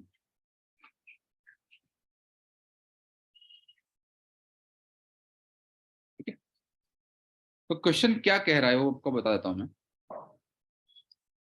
Question कह रहा है कि disc है, initial position ये है, इनिशियल यहां से क्या हो रहा है, इनिशियल डिस्क है, उसको हमने रोटेट कर दिया है ओमेगा नॉट एंगुलर स्पीड से। कुल मिला के एक चक्री है आपकी डिस्क टाइप, उसको आपने घुमा के फिर नीचे प्लेस कर दिया है। तो घुमा दिया है मतलब उसकी एंगुलर वेलोसिटी तो है, उसकी एंगुलर स्पीड तो है, बट नीचे रख दिया है तो उसकी कुछ ट्रांसलेशन में स्पीड है क्या उसकी? नो सर, नहीं ना। एक तरह से आप देखेंगे कि आपने घुमा के उसको नीचे रखा है तो एंगुलर स्पीड तो है उसकी, बट यहां पर उसकी जीरो है ये, बट वो मूव तो नीचे आ करेगा। जाएगा तो उसके बाद ट्रांसलेशन। हाँ ठीक है, तो यहां पर उसकी एंगुलर स्पीड तो है बट इनिशियली जो है ट्रांसलेशन स्पीड जीरो है। इसका मतलब क्या है कि इस केस में प्योर रोलिंग पॉसिबल होगा क्या? नो सर, सर कुछ नहीं देर सर, बाद स्लाइड होगा। कर रहा कुछ है। हाँ, तो कुछ देर तक ये क्या करेगा, स्लाइड करेगा इस तरीके से ताकि वो प्योर रोलिंग स्टार्ट कर दे। यहाँ पे स्लाइड करेगा, ये प्योर रोलिंग स्टार्ट कर दे। अच्छा, अब जब प्योर रोलिंग स्टार्ट हो गई तो ये ओमेगा जाएगा, ये वी से जाएगा, है ना, ये फाइनल है प्योर रोलिंग। अब प्योर रोलिंग करेगा तब वो स्लाइड करेगा क्या? नहीं नो करेगा। सर। और v इज इक्वल टू कितना हो जाएगा, ओमेगा आर। तो इंट्यूटिवली आप इसको इमेजिन कर पा रहे हो ना, है ना, कि इसको रख दिया है तो उसके पास एंगुलर वेलोसिटी तो बहुत सारी है बट ट्रांसलेशनल स्पीड है ही नहीं, तो वो इस तरीके से स्लाइड करेगा धीरे धीरे ताकि उसकी थोड़ी थोड़ी एंगुलर स्पीड डिसिपेट होकर ट्रांसलेशनल में कन्वर्ट हो जाए और एक लिमिट के बाद में वो प्योर रोलिंग स्टार्ट कर दे, और प्योर रोलिंग स्टार्ट करते फिर वो स्टेबल कंडीशन में आ जाएगा v is equal to omega R. तो इनिशियल से फाइनल यहां तक स्लाइडिंग होगा और फिर प्योर रोलिंग स्टार्ट कर देगा। ठीक है, अब फ्रिक्शन लगेगा इधर कुछ, तो हमें ये निकालना है कि जब प्योर रोलिंग स्टार्ट कर देता है तो उसकी ओमेगा कितना होगा या वी कितना होगा, एक ही बात है, दोनों में रिलेटेड। फ्रिक्शन कोएफिशिएंट दिया है क्वेश्चन में? नहीं कुछ नहीं दिया है। तो मैं आपसे पूछता हूं यहाँ पे, इस केस में बताइए मुझे लीनियर मोमेंटम कंजर्व होगा क्या? No sir. नहीं क्योंकि होगा, फ्रिक्शन फ्रिक्शन लग रहा लग रहा है है तो सर। लीनियर मोमेंटम तो नहीं होगा। अच्छा, एनर्जी कंजर्व होगी क्या, बताइए मुझे इसके। नो हाँ सर, सर। नहीं होगी, हो रहा है ना। एनर्जी कंजर्व नहीं होगी क्योंकि स्लाइड कर रहा है ये, स्लाइड करेगा बीच में, इसका मतलब क्या है कि डिसिपेशन होगा, यस है ना, एनर्जी तो कंजर्व नहीं होगी। अच्छा, अब मैं अगर पॉइंट लेता हूं कोई भी, यहां पर पॉइंट सपोज मैं यहां पे लेता हूं पॉइंट O, तो इस पॉइंट के अबाउट एंगुलर मोमेंटम कंजर्व होगा कि नहीं, बताइए। सर होगा, क्योंकि देखिए जो भी फ्रिक्शन फोर्स लगेगा वो इधर लाइन के अलोंग ही लगेगा, और वो लाइन जो है इस पॉइंट से पास हो रही है, तो इस पॉइंट के अबाउट इस फ्रिक्शन का टॉर्क 0 होगा कि नहीं होगा। Yes sir. इसका मतलब है कि इस पॉइंट के अबाउट एंगुलर मोमेंटम कंजर्व होगा, होगा। इसका मतलब है कि L about O is conserve, क्योंकि फ्रिक्शन इसी से पास हो रहा है।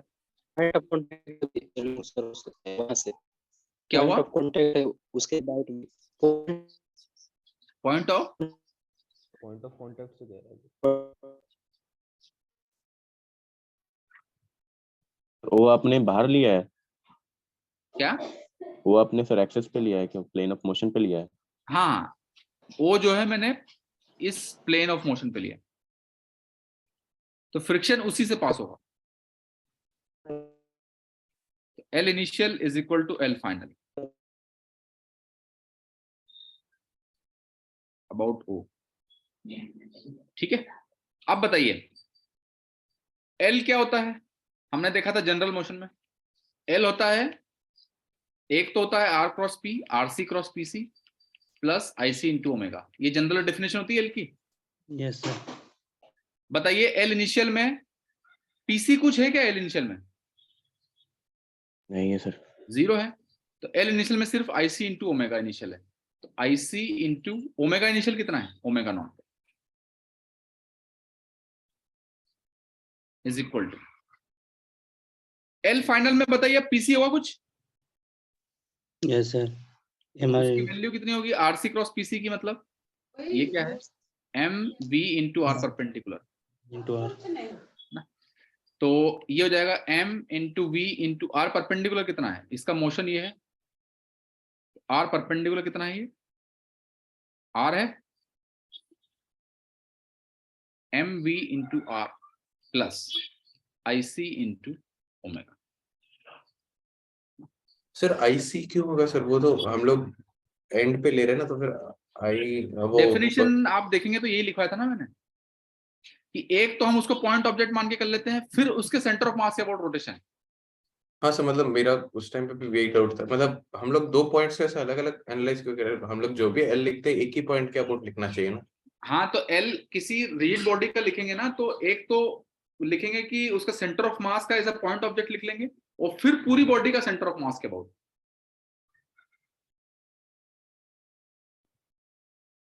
ये जो ओके ले सर। रहे हैं हम, ये पॉइंट ऑब्जेक्ट का उस रेफरेंस पॉइंट के अबाउट ही ले रहे हैं। अच्छा ओके सर, हम लोग वहां पे मतलब जैसे मैंने पहले बोला था कि लोएस्ट पॉइंट को पाइवट कंसीडर करके नहीं लिख सकते। नहीं नहीं, जो L होता है ना किसी भी जनरल मोशन का, वो यही तो होता है ना, तो इसको फॉलो करिए। Okay okay sir.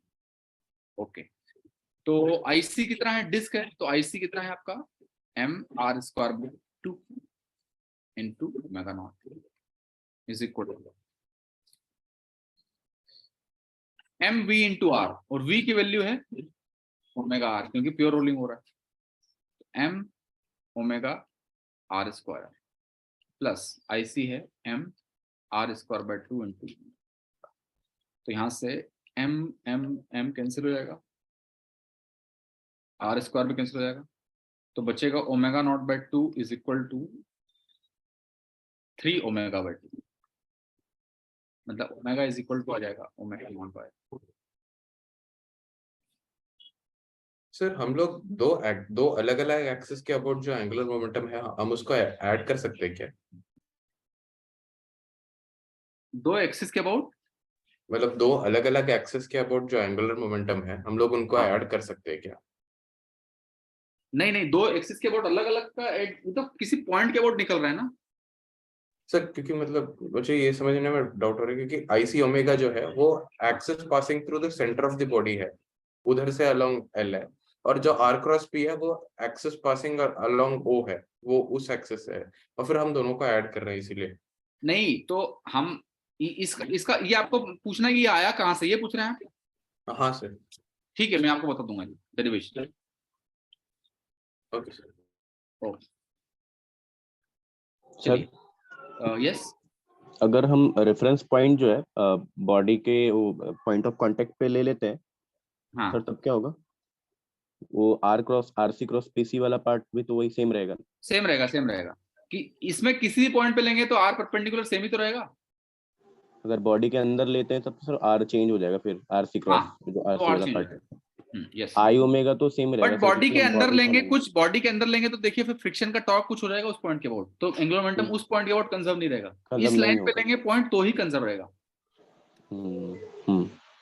Okay sir. अच्छा, इसमें आप होमवर्क कब निकालिएगा? कैलकुलेट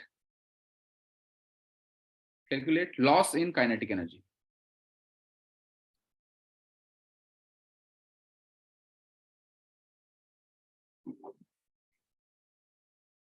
ना मतलब आपको kinetic energy initial minus kinetic energy final निकालना, ठीक है? चलिए ओके, लिख लिया सबने ये? Yes sir. Yes sir. Sir यदि कंजर्वेशन से ना करें और कोई तरीका है क्या इसे सॉल्व करने का? क्या हुआ? और किसी तरीके से कर सकते, कैसे कंजर्वेशन? और किसी तरीके से आप करना चाहें तो देखिए, फ्रिक्शन हमें पता नहीं है ना एग्जैक्टली कितना लगेगा, हर पॉइंट पे देखिए चेंज होता रहेगा फ्रिक्शन।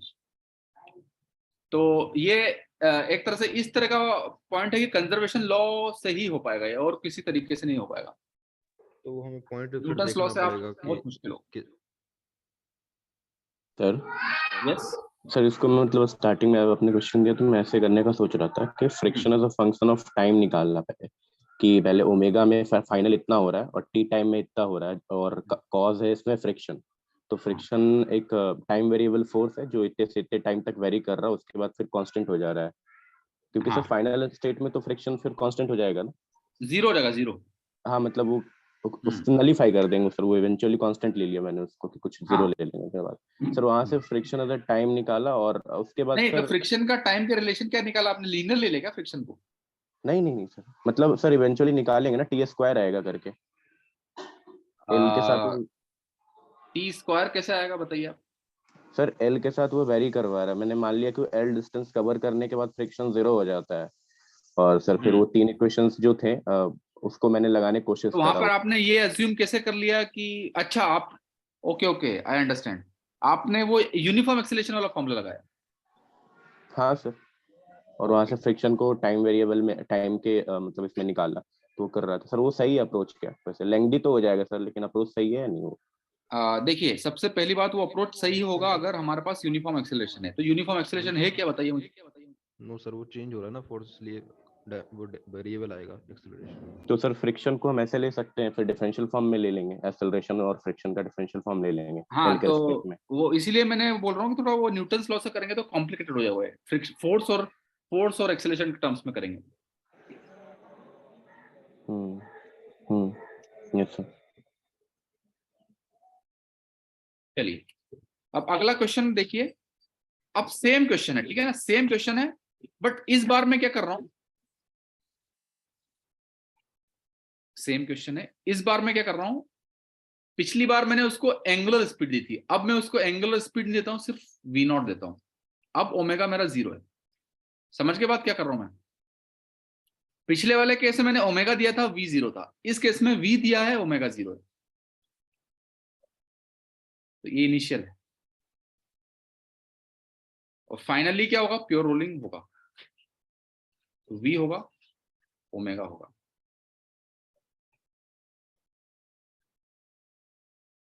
तो आपको निकालना है कैलकुलेट फाइनल स्पीड।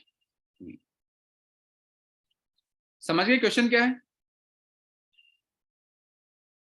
ना? इस केस में भी यहां से यहां तक स्लाइड होगा और फाइनल जो है प्योर रोलिंग स्टार्ट हो जाएगा। पिछले वाले क्वेश्चन और इस क्वेश्चन में डिफरेंशिएशन क्या है, समझ गए आप? डिफरेंट क्या है? इसमें ओमेगा 0 है। इसमें हाँ। सर इनिशियली लीनियर मोमेंटम वाला कंपोनेंट आएगा एंगुलर मोमेंटम में। हाँ, you're right. उस बस यही है सर, बाकी सॉल्व कर लेंगे। तो you're right. तो L इनिशियल अबाउट O देखेंगे अगर हम, L initial is equal to L final. अब L इनिशियल में बताइए यहाँ पे ट्रांसलेशनल वाला कंपोनेंट आएगा कि रोटेशनल वाला? ट्रांसलेशन ट्रांसलेशन और रोटेशन वाला 0 हो जाएगा, तो ट्रांसलेशन वाला आएगा। तो M V0 टू R आ जाएगा। L फाइनल में दोनों आएंगे, MVR ये ट्रांसलेशनल वाला हो गया सेंटर ऑफ मास का, plus IC into omega disc.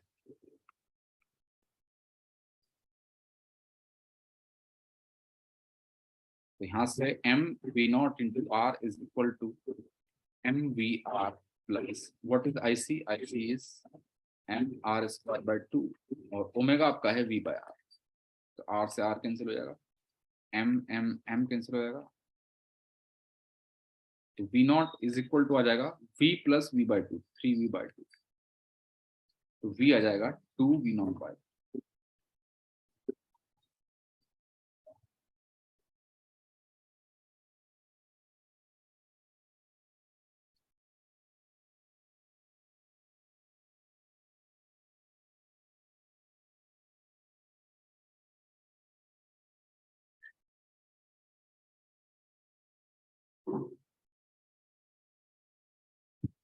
ठीक है,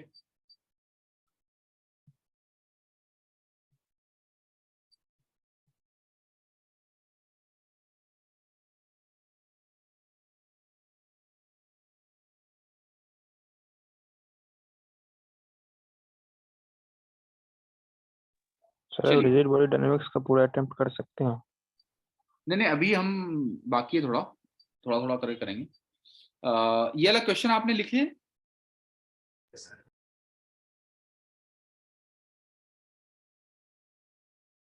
एक्चुअली ये काफी लंबा टॉपिक है, comprehensive topic, different types of concepts हैं इसमें, डिफरेंट टाइप्स ऑफ प्रॉब्लम्स है।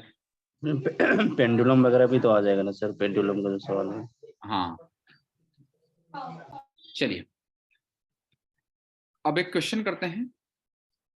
सपोज आपका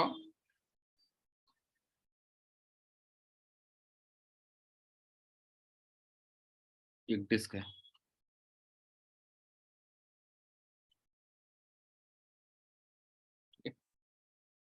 डिस्क है, मास M, रेडियस R। ओके, और डिस्क जो है आपका, सपोज मैं यहां से इसको फोर्स लगाता हूं F, डिस्क के ऊपर फोर्स लगाता हूं F, और ये एक्सेलरेशन सपोज A से चल रहा है, AC से, और अल्फा से घूम रहा है, प्योर रोलिंग हो रहा है।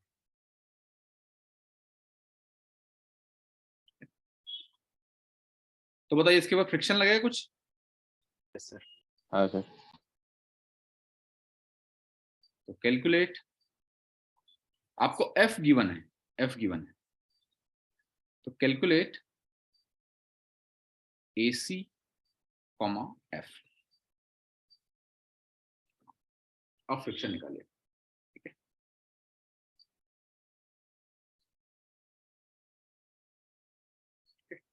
तो देखिए AC तो 0 हो जाएगा। क्या हुआ? AC तो 0 हो जाएगा। AC 0 क्यों हो जाएगा? AC 0 क्यों हो जाएगा? अभी हमने निकाला नहीं AC। F फोर्स लगाएंगे तो कितना एक्सेलरेशन होगा ये निकालना है, ठीक है। तो देखिए F लगाएंगे तो हमें पता नहीं फ्रिक्शन कितना होगा, ठीक है। तो F एक वेरिएबल हो गया और एक वेरिएबल AC हो गया, है ना। अल्फा और AC तो डिपेंडेंट है, ठीक है। तो एक तो आप फोर्स इक्वेशन लिखेंगे,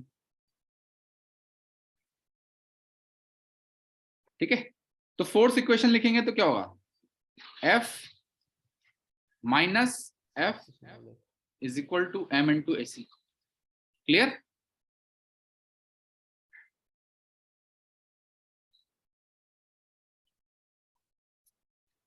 टॉर्क इक्वेशन लिख देंगे अब एक। सपोज ये आपका सेंटर ऑफ मास इधर है, तो torque equation about centre of मास। तो बताइए सेंटर ऑफ मास के अबाउट में अगर टॉर्क लूंगा तो कैपिटल एफ का टॉर्क कितना हो जाएगा? 0 हो जाएगा, क्योंकि उसी से पास हो रहा है। अच्छा, स्मॉल एफ का टॉर्क कितना होगा? एफ इंटू कितना होगा? R perpendicular is equal to I into alpha. F into capital R is equal to I कितना है डिस्क का, और प्योर रोलिंग मोशन है तो अल्फा कितना है?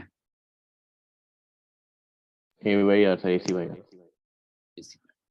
तो आपका R से R कैंसिल हो जाएगा, R से R कैंसिल हो जाएगा, तो यहां से आपका फ्रिक्शन की वैल्यू आ जाएगी कितनी? M AC by 2। तो फ्रिक्शन की वैल्यू M AC बाय 2 आ गई, तो यहां से लिख दीजिए F minus M AC by 2 is equal to M AC। तो यहां से आ जाएगा F is equal to 3M AC by AC कितना आ जाएगा? 2F bye 3M। F आ जाएगा M AC बाय 2 है, तो F bye 3, F bye 3।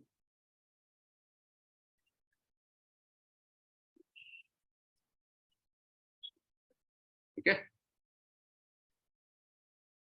Sir ये जो एसी आपने लिखा है क्वेश्चन में, वो फोर्स क्या के हुआ? द्वारा जो ये जो एसी लिखा है सर आपने डायग्राम हाँ में, तो ये फोर्स के द्वारा जो मतलब एक्सीलरेशन आ रहा है ये वो है हाँ, क्या? मतलब या बॉडी का पहले? ओवरऑल जो एक्सेलरेशन है वो है ये, इस फोर्स और इस फ्रिक्शन के द्वारा। अच्छा अच्छा, ठीक।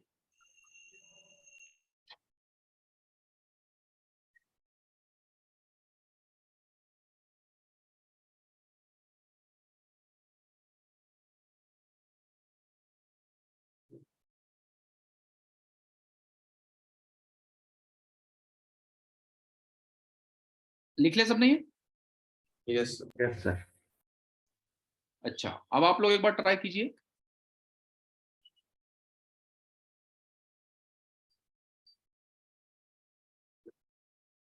सेम क्वेश्चन है, एग्जैक्टली सेम क्वेश्चन, बट अब मैं फोर्स जो है वो यहां पे लगा रहा हूं। सेम क्वेश्चन है, आपका डिस्क है M, R,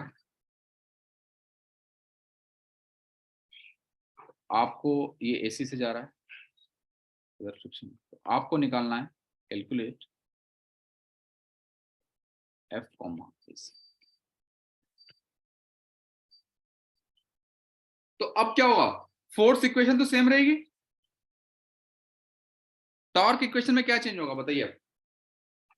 force component, force 0 हाँ, तो टॉर्क में RF इस, माइनस FR। हाँ, इस F का भी अब आपको एक टॉर्क लेना पड़ेगा। और बताइए दोनों का टॉर्क ऐड होगा कि सबसेट होगा? ऐड हो रहा है। ऐड हो रहा है ना? तो देखिए although the forces are in opposite direction but torque इसका भी इनवर्ड है और इसका भी इनवर्ड है। इसको आप होमवर्क में ट्राई कीजिएगा।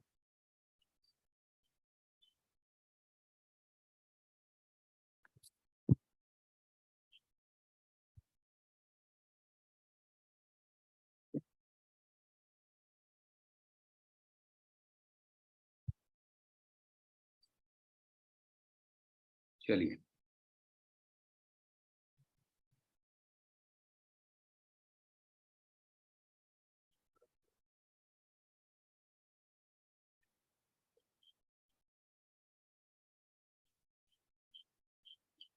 ओके, अब कुछ होमवर्क क्वेश्चंस देता हूं मैं।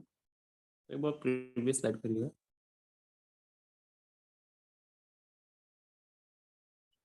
सर डन हो गया? फ्रिक्शन नेगेटिव क्यों आ रहा है सर इसमें? इससे पीछे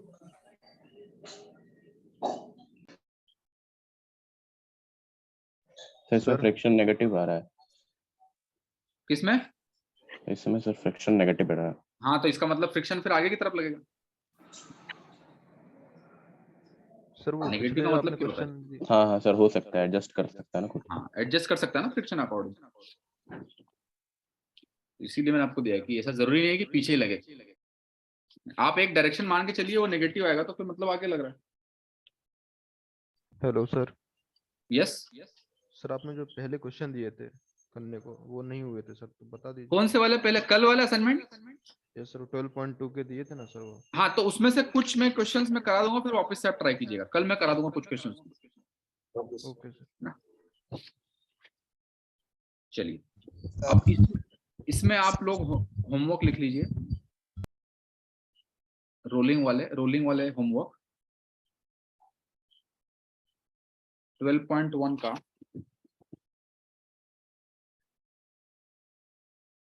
क्वेश्चन नंबर 6 कर सकते हैं आप, क्वेश्चन नंबर 8 कर सकते हैं आप,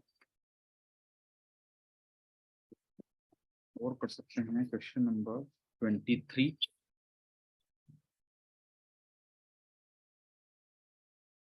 25, 29,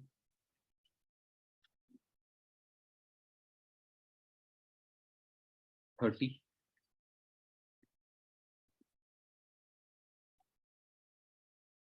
38,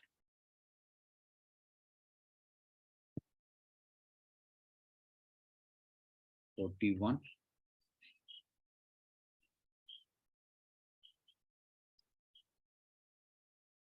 48, 50, 51,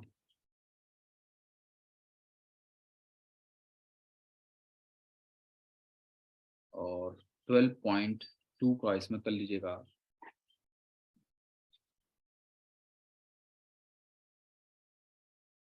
7,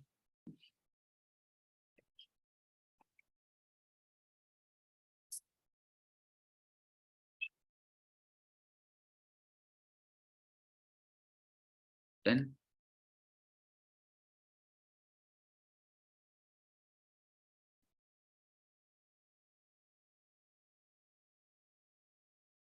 31,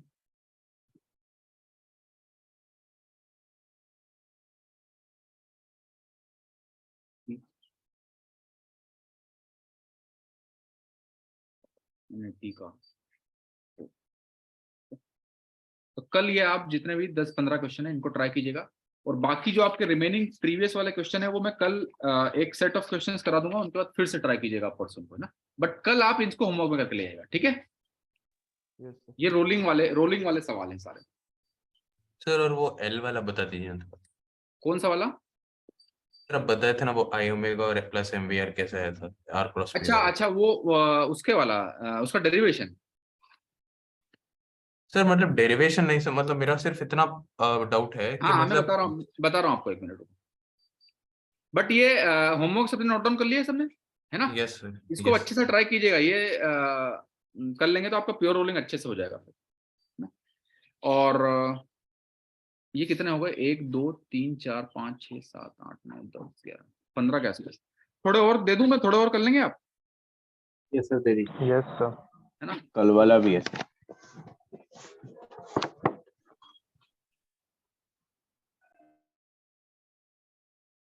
इसमें क्वेश्चन बहुत ज्यादा है।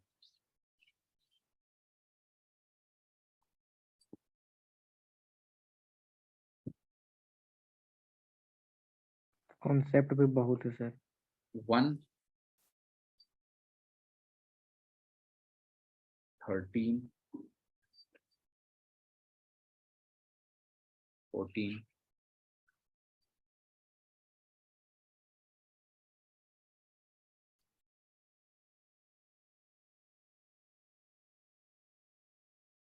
22,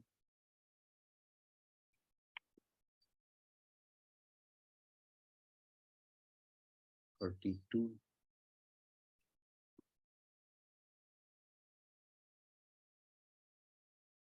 33,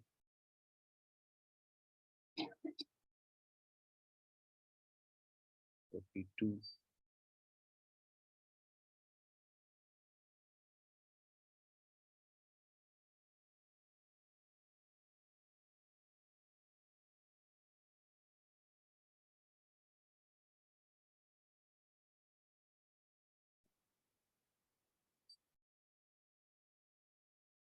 सारे ही करके आ जाएंगे सर।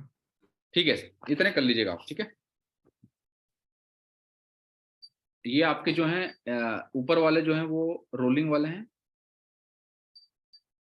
और ये वाले जो हैं आपके angular momentum energy general kinematics equations. थोड़ा आपको अब थोड़ा ज्यादा क्वेश्चंस करने पड़ेंगे ना, क्योंकि इसमें काफी ज्यादा है। चलिए, तो ये कर लीजिएगा आप, कल हम इसको डिस्कशन करेंगे। और जो आपके प्रीवियस वाले बाकी हैं जो 12.2 के आपको डिफिकल्ट लग रहे थे, उसमें से मैं कुछ सेट ऑफ क्वेश्चंस करा दूंगा, फिर आप उनको फिर से एक बार देखिएगा। चलिए, बट इनको आप कल करके ले आएगा ना, ये इंपॉर्टेंट है, रोलिंग और ये सब। Okay sir. यस सर, ये जो आपने इस वाले प्रॉब्लम जो आप होमवर्क दिए हैं इधर लेफ्ट साइड में, इसमें हाँ, बोला कि ये टॉर्क ऐड होगा, तो फिर सर ये मतलब टॉर्क का डायरेक्शन में हमेशा मेरे को दिक्कत होता है कि मतलब पॉइंट ऑफ टॉर्क से हम लोग उसको आर को मतलब आर का डायरेक्शन को लेते हैं। हाँ देखिए ना, एफ का टॉर्क किधर है, आर इधर है हाँ यस सर। और एफ इधर है, तो आर क्रॉस एफ अंदर होगा ना। अच्छा ये सर, मतलब जैसे सर मेरे को कंफ्यूजन होता है लाइन ऑफ फोर्स से नहीं कंफ्यूजन लग। किस लिए हो रहा है, आर क्रॉस एफ की डायरेक्शन ले लो, यहाँ पर आर इधर है, एफ इधर है, तो अंदर है। यहाँ पर आर इधर है, एफ इधर है, तो यहाँ पर भी तो अंदर ही है। हाँ यस सर। ये जो टॉर्क, जब भी आप टॉर्क और इनकी डायरेक्शन देखा करो ना, तो I usually use the palm rule. Palm rule में क्या होता है कि थंब आप इधर रखो आर की तरफ और बाकी फिंगर्स एफ की तरफ, तो इधर पाम होता है ना, उधर आपका टॉर्क होता है ना। जैसे कोई जनरल पॉइंट है सर, तो उसमें परपेंडिकुलर डिस्टेंस से काम चल जाएगा, या फिर मतलब उसको लाइन परपेंडिकुलर से निकालना काम चल जाएगा, बिल्कुल चल जाएगा। अगर आपको डिफिकल्ट हो रहा है उसमें, तो परपेंडिकुलर से काम चल जाएगा। जैसे मुझे इस पॉइंट के अबाउट निकालना है मान लो, ठीक है, तो परपेंडिकुलर डिस्टेंस ये है, तो ऐसे काम चल जाएगा मेरा, इधर आर और इधर एफ। ओके। अच्छा हाँ यस सर। है ना। ओके सर इसी क्वेश्चन में अगर फोर्स को जो जैसे फ्रिक्शन है उसमें हम इंक्लाइन की तरफ से फोर्स लगाएं, तो सर क्या हम लोग कंपोनेंट शिफ्ट ले, मतलब कंपोनेंट जो आएगा और डायरेक्शन की तरफ वो वर्क करेगा ना। नहीं, इंक्लाइन प्लेन में करेंगे तो बस एग्जैक्टली सेम रहेगा प्रॉब्लम, बट एक और mg sin थीटा यहाँ पे लग जाएगा सेंटर पे, और क्या हुआ। सर मैं वो कर रहा हूँ ना, जैसे एफ जिस डायरेक्शन में है ना, मैं उस डायरेक्शन से इंक्लाइन की तरफ फोर्स लगाता हूँ, मतलब पीछे से बॉडी का थोड़ा सा एंगल बना के। अच्छा हाँ, तो उसमें कंपोनेंट हो जाएंगे, यूर राइट। हाँ हाँ, तो जो कंपोनेंट आपका हॉरिजॉन्टल में होगा वो उसको ड्राइव करेगा मोशन के लिए। आप बोल रहे हैं कि ये मैं इसको फोर्स जो है इस तरीके से लगाता हूँ, ये बोल रहे हैं ना आप? नहीं सर, नीचे की तरफ से, इधर से, पीछे से इधर ऐसे। Yes sir. हाँ, तो इसके दो कंपोनेंट हो जाएंगे, एक इधर एक इधर, तो ये वाला कंपोनेंट जो है मोशन कराएगा, है ना। तो इसके फिर कंपोनेंट्स लेने पड़ेंगे आपको टॉर्क और फोर्स करने के लिए, समझ गए। Yes sir. तो इसका बताइए फिर, इधर x है तो f वाला तो ये वाला कंपोनेंट आ जाएगा। टॉर्क कैसे लिखेंगे इसका बताइए। अगर मेरा फोर्स यहाँ पर इस तरीके से यहाँ पर लग रहा है और डायरेक्शन सपोज थीटा है, तो टॉर्क क्या हो जाएगा, f r परपेंडिकुलर, तो r परपेंडिकुलर अब ये हो जाएगा, समझ गए। Yes sir. तो अकॉर्डिंगली आपको टॉर्क देखना पड़ेगा क्या है। चलिए, अब एक क्वेश्चन था कि जो ये आया था वो कैसे आया था, देखिए। तो कोई भी रिजिड बॉडी है आपकी और ये आपका ओ है,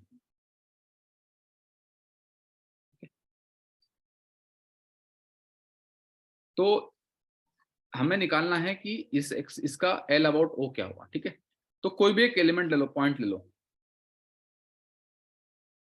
इसका आर सपोज ये,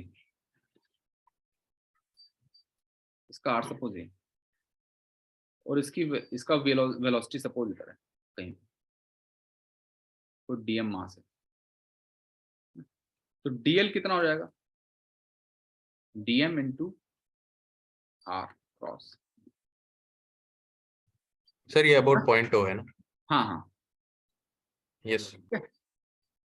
तो अब इसको फिर इंटीग्रेट करेंगे इस तरीके से, या फिर इन छोटे छोटे एलिमेंट्स का सबका सम कर देंगे। समझ के बात? Yes sir. अब देखिए इस r को मैं क्या लिख सकता हूं, इस r को मैं लिख सकता हूं, सपोज सेंटर ऑफ मास ये है आपका RCM और ये सपोज है आपका r प्राइम। तो r आपका क्या है, RCM minus r prime, r minus plus r prime, r prime, है ना? ठीक है, yes sir. RCM plus r prime, ठीक है। और वेलोसिटी किसी भी पॉइंट की कैसे लिखेंगे, मैंने आपको बताया था, अगर इसकी सेंटर ऑफ मास की वेलोसिटी vc है सपोज, तो वेलोसिटी किसी भी पॉइंट की क्या लिखेंगे, vcm, तो ये होगा plus r prime cross omega, omega cross r prime, है ना? Yes sir. ये आपका ट्रांसलेशनल कंपोनेंट जो उससे आ रहा है सेंटर ऑफ मास से, और ये आपका रोटेशनल कंपोनेंट आ रहा है, ठीक है। तो ये क्या हो जाएगा, इंटीग्रल dm r, तो r आपका है RCM plus r prime plus v है आपका VCM plus omega cross r prime,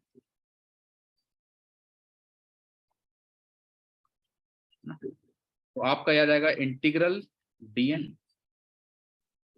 RCM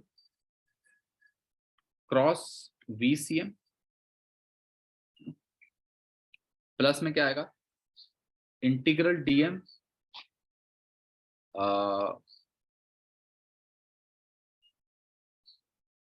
integral dm में क्या आएगा, फिर एक टर्म आएगा RCM cross omega cross r prime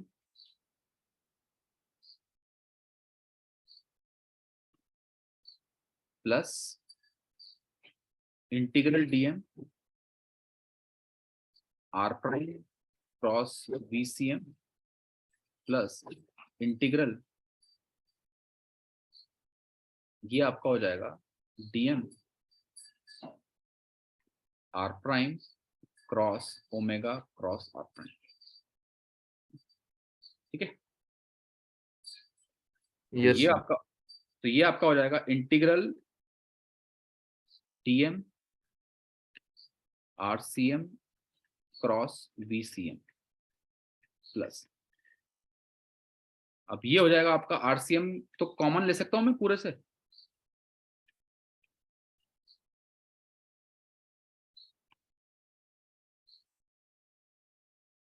यहाँ पे आएगा integral dm r prime cross VCM plus में आएगा integral dm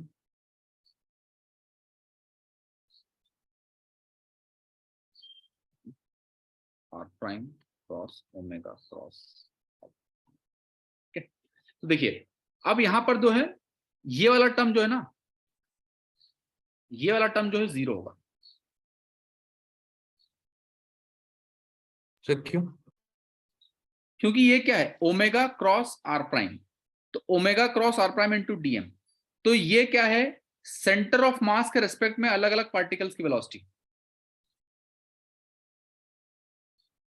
sir omega cross r prime तो 90 डिग्री बना रहे हैं ना एक दूसरे के साथ। नहीं, बट इंटीग्रल dm है ना, तो सबके साथ करेंगे तो 0 हो जाएगा। मतलब सर सेंटर ऑफ मास पे बैठ के देखें हम तो हमें सेंटर ऑफ सारे मास पे particles बैठ, अपने- सेंटर ऑफ मास, तो देखिए बताइए ये है क्या, this is integral dm into omega cross r prime, v prime है, मतलब सेंटर ऑफ मास के रेस्पेक्ट इस में तरह किसी दिखेंगे पार्टिकल की वेलोसिटी, particle समझ इस गए? तरह दिखेंगे सर। हाँ सर 0 हो जाएगा। है ना? Yes sir. तो सबका सम करेंगे तो 0 हो जाएगा ना, हाँ हाँ यस सर। ना? सिमिलरली ये वाला भी 0 हो जाएगा, क्योंकि ये क्या है, सेंटर ऑफ मास के रेस्पेक्ट में डिफरेंट पार्टिकल्स की पोजीशन, तो सबका वो तो जीरो हो जाएगा। Yes sir. तो ये वाला टर्म जीरो, ये वाला टर्म जीरो। अब ये वाला टर्म देखिए, इसमें पहला वाला कंपोनेंट आपका हो जाएगा integral DM VC RCM cross VCM, तो ये हो जाएगा आरसी क्रॉस पीसी, पहला वाला टर्म हो जाएगा। Yes sir. है ना, प्लस दूसरा वाला टर्म में देखिए r cross omega cross r, ये हो जाएगा एम, और ये हो जाएगा इंटीग्रल डीएम, तो ओमेगा क्रॉस आर ओमेगा हो जाएगा आर स्क्वायर ओमेगा होता है ना, ये आर स्क्वायर हो जाएगा ना। Yes sir. R prime square, और DM into R prime square क्या है, आई है। हाँ yes sir. DM into R prime square I है, तो ये हो जाएगा आईसी इंटू ओमेगा, है ना। तो जब इसको एक्सपैंड करेंगे तो ऑटोमेटिकली आपका एक पॉइंट पार्टिकल का एंगुलर मोमेंटम की तरह आ जाएगा, और बाकी दो जीरो रहेंगे, और चौथा जो है वो ऑटोमेटिकली उसके मोमेंट ऑफ इनर्शिया वाला कंपोनेंट आ जाएगा। Okay sir. सर तो मतलब हम लोग इसको ऐसे जनरलाइज कर सकते हैं कि मतलब अगर अलग अलग पॉइंट्स पे भी अगर मतलब पैरेलल एक्सेस रहेंगे तो फिर सबका एंगुलर मोमेंटम ऐसे ऐड कर सकते हैं। हाँ हाँ, एंगुलर एक्सेलरेशन ऐसे ऐड कर सकते हैं। तो इसीलिए जो जनरल फॉर्मूला हमारा ये आया था कि L about O is RC cross PC plus IC into omega. Sir yes okay, मतलब अलग अलग पॉइंट होने के बावजूद भी हम लोग ऐसे ऐड कर लेते थे। Yes okay sir. सर ये समझ में नहीं आया ना, कभी कुछ पूछे कि मतलब डायरेक्टली ऐड कर सकते हैं वो, सर कैसे, थोड़ा सा नहीं समझ में आया। डायरेक्टली ऐड कर सकते हैं वो कैसे, मतलब ये कि स्टूडेंट बोले ना कि कुछ डायरेक्टली ऐड करने के लिए, वो सर मतलब समझ नहीं आया कि कैसे होगा। नहीं देखिए, जनरल फॉर्मूला ये आया, अब यहाँ से वो डिराइव हो रहा है कि आपका एक कंपोनेंट यहाँ से आ रहा है और एक कंपोनेंट यहाँ से आ रहा है, उसको ऐड कर सकते हैं, है ना। डेरिवेशन से ही आ रहा है हमारा, वेक्टर एडिशन ना सर, ये वेक्टर एडिशन है ये, तो वेक्टर एडिशन में दो कंपोनेंट्स को ऐड कर सकते हैं। और सर अगर अल्फा की बात करें सर, जैसे ओमेगा पूरे बॉडी के लिए सेम था, किसी भी पार्टिकल पे देखे तो उसका ओमेगा अल्फा भी सेम होगा, अगर अल्फा है उसमें तो अल्फा है तो अल्फा भी सेम होगा सारे पार्ट के लिए पूरे। हाँ ओके। तो सर लीनियर कंपोनेंट्स जो है, जैसे एक्सेलरेशन और लीनियर वेलोसिटी कंपोनेंट, वो सारी उसमें वेरिएशन आएंगे पॉइंट टू पॉइंट। बिल्कुल वेरिएशन, क्योंकि अलग अलग पॉइंट पे अलग अलग एंगल होगा, थीटा अलग अलग होगा ना। और रेफरेंस पॉइंट पे भी तो डिपेंड करता है सर, हम किसके रेफरेंस में निकाल रहे हैं। अगर सेंटर ऑफ मास में निकाल रहे हैं तो VCM प्लस R ओमेगा करेंगे, वैसे करके कुछ है। अच्छा, इसीलिए हमने देखा था कि जो व्हील था, तो व्हील पे ओमेगा सब जगह सेम था, यहाँ पर भी सेम है, यहाँ पर भी सेम है, यहाँ पर भी सेम, बट वेलोसिटी अलग अलग आ रही थी सबकी, है ना। ये पॉइंट क्लियर है?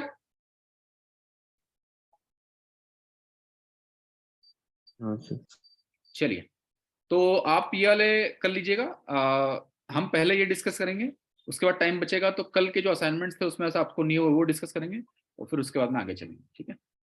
चलिए, goodbye. Thank you sir.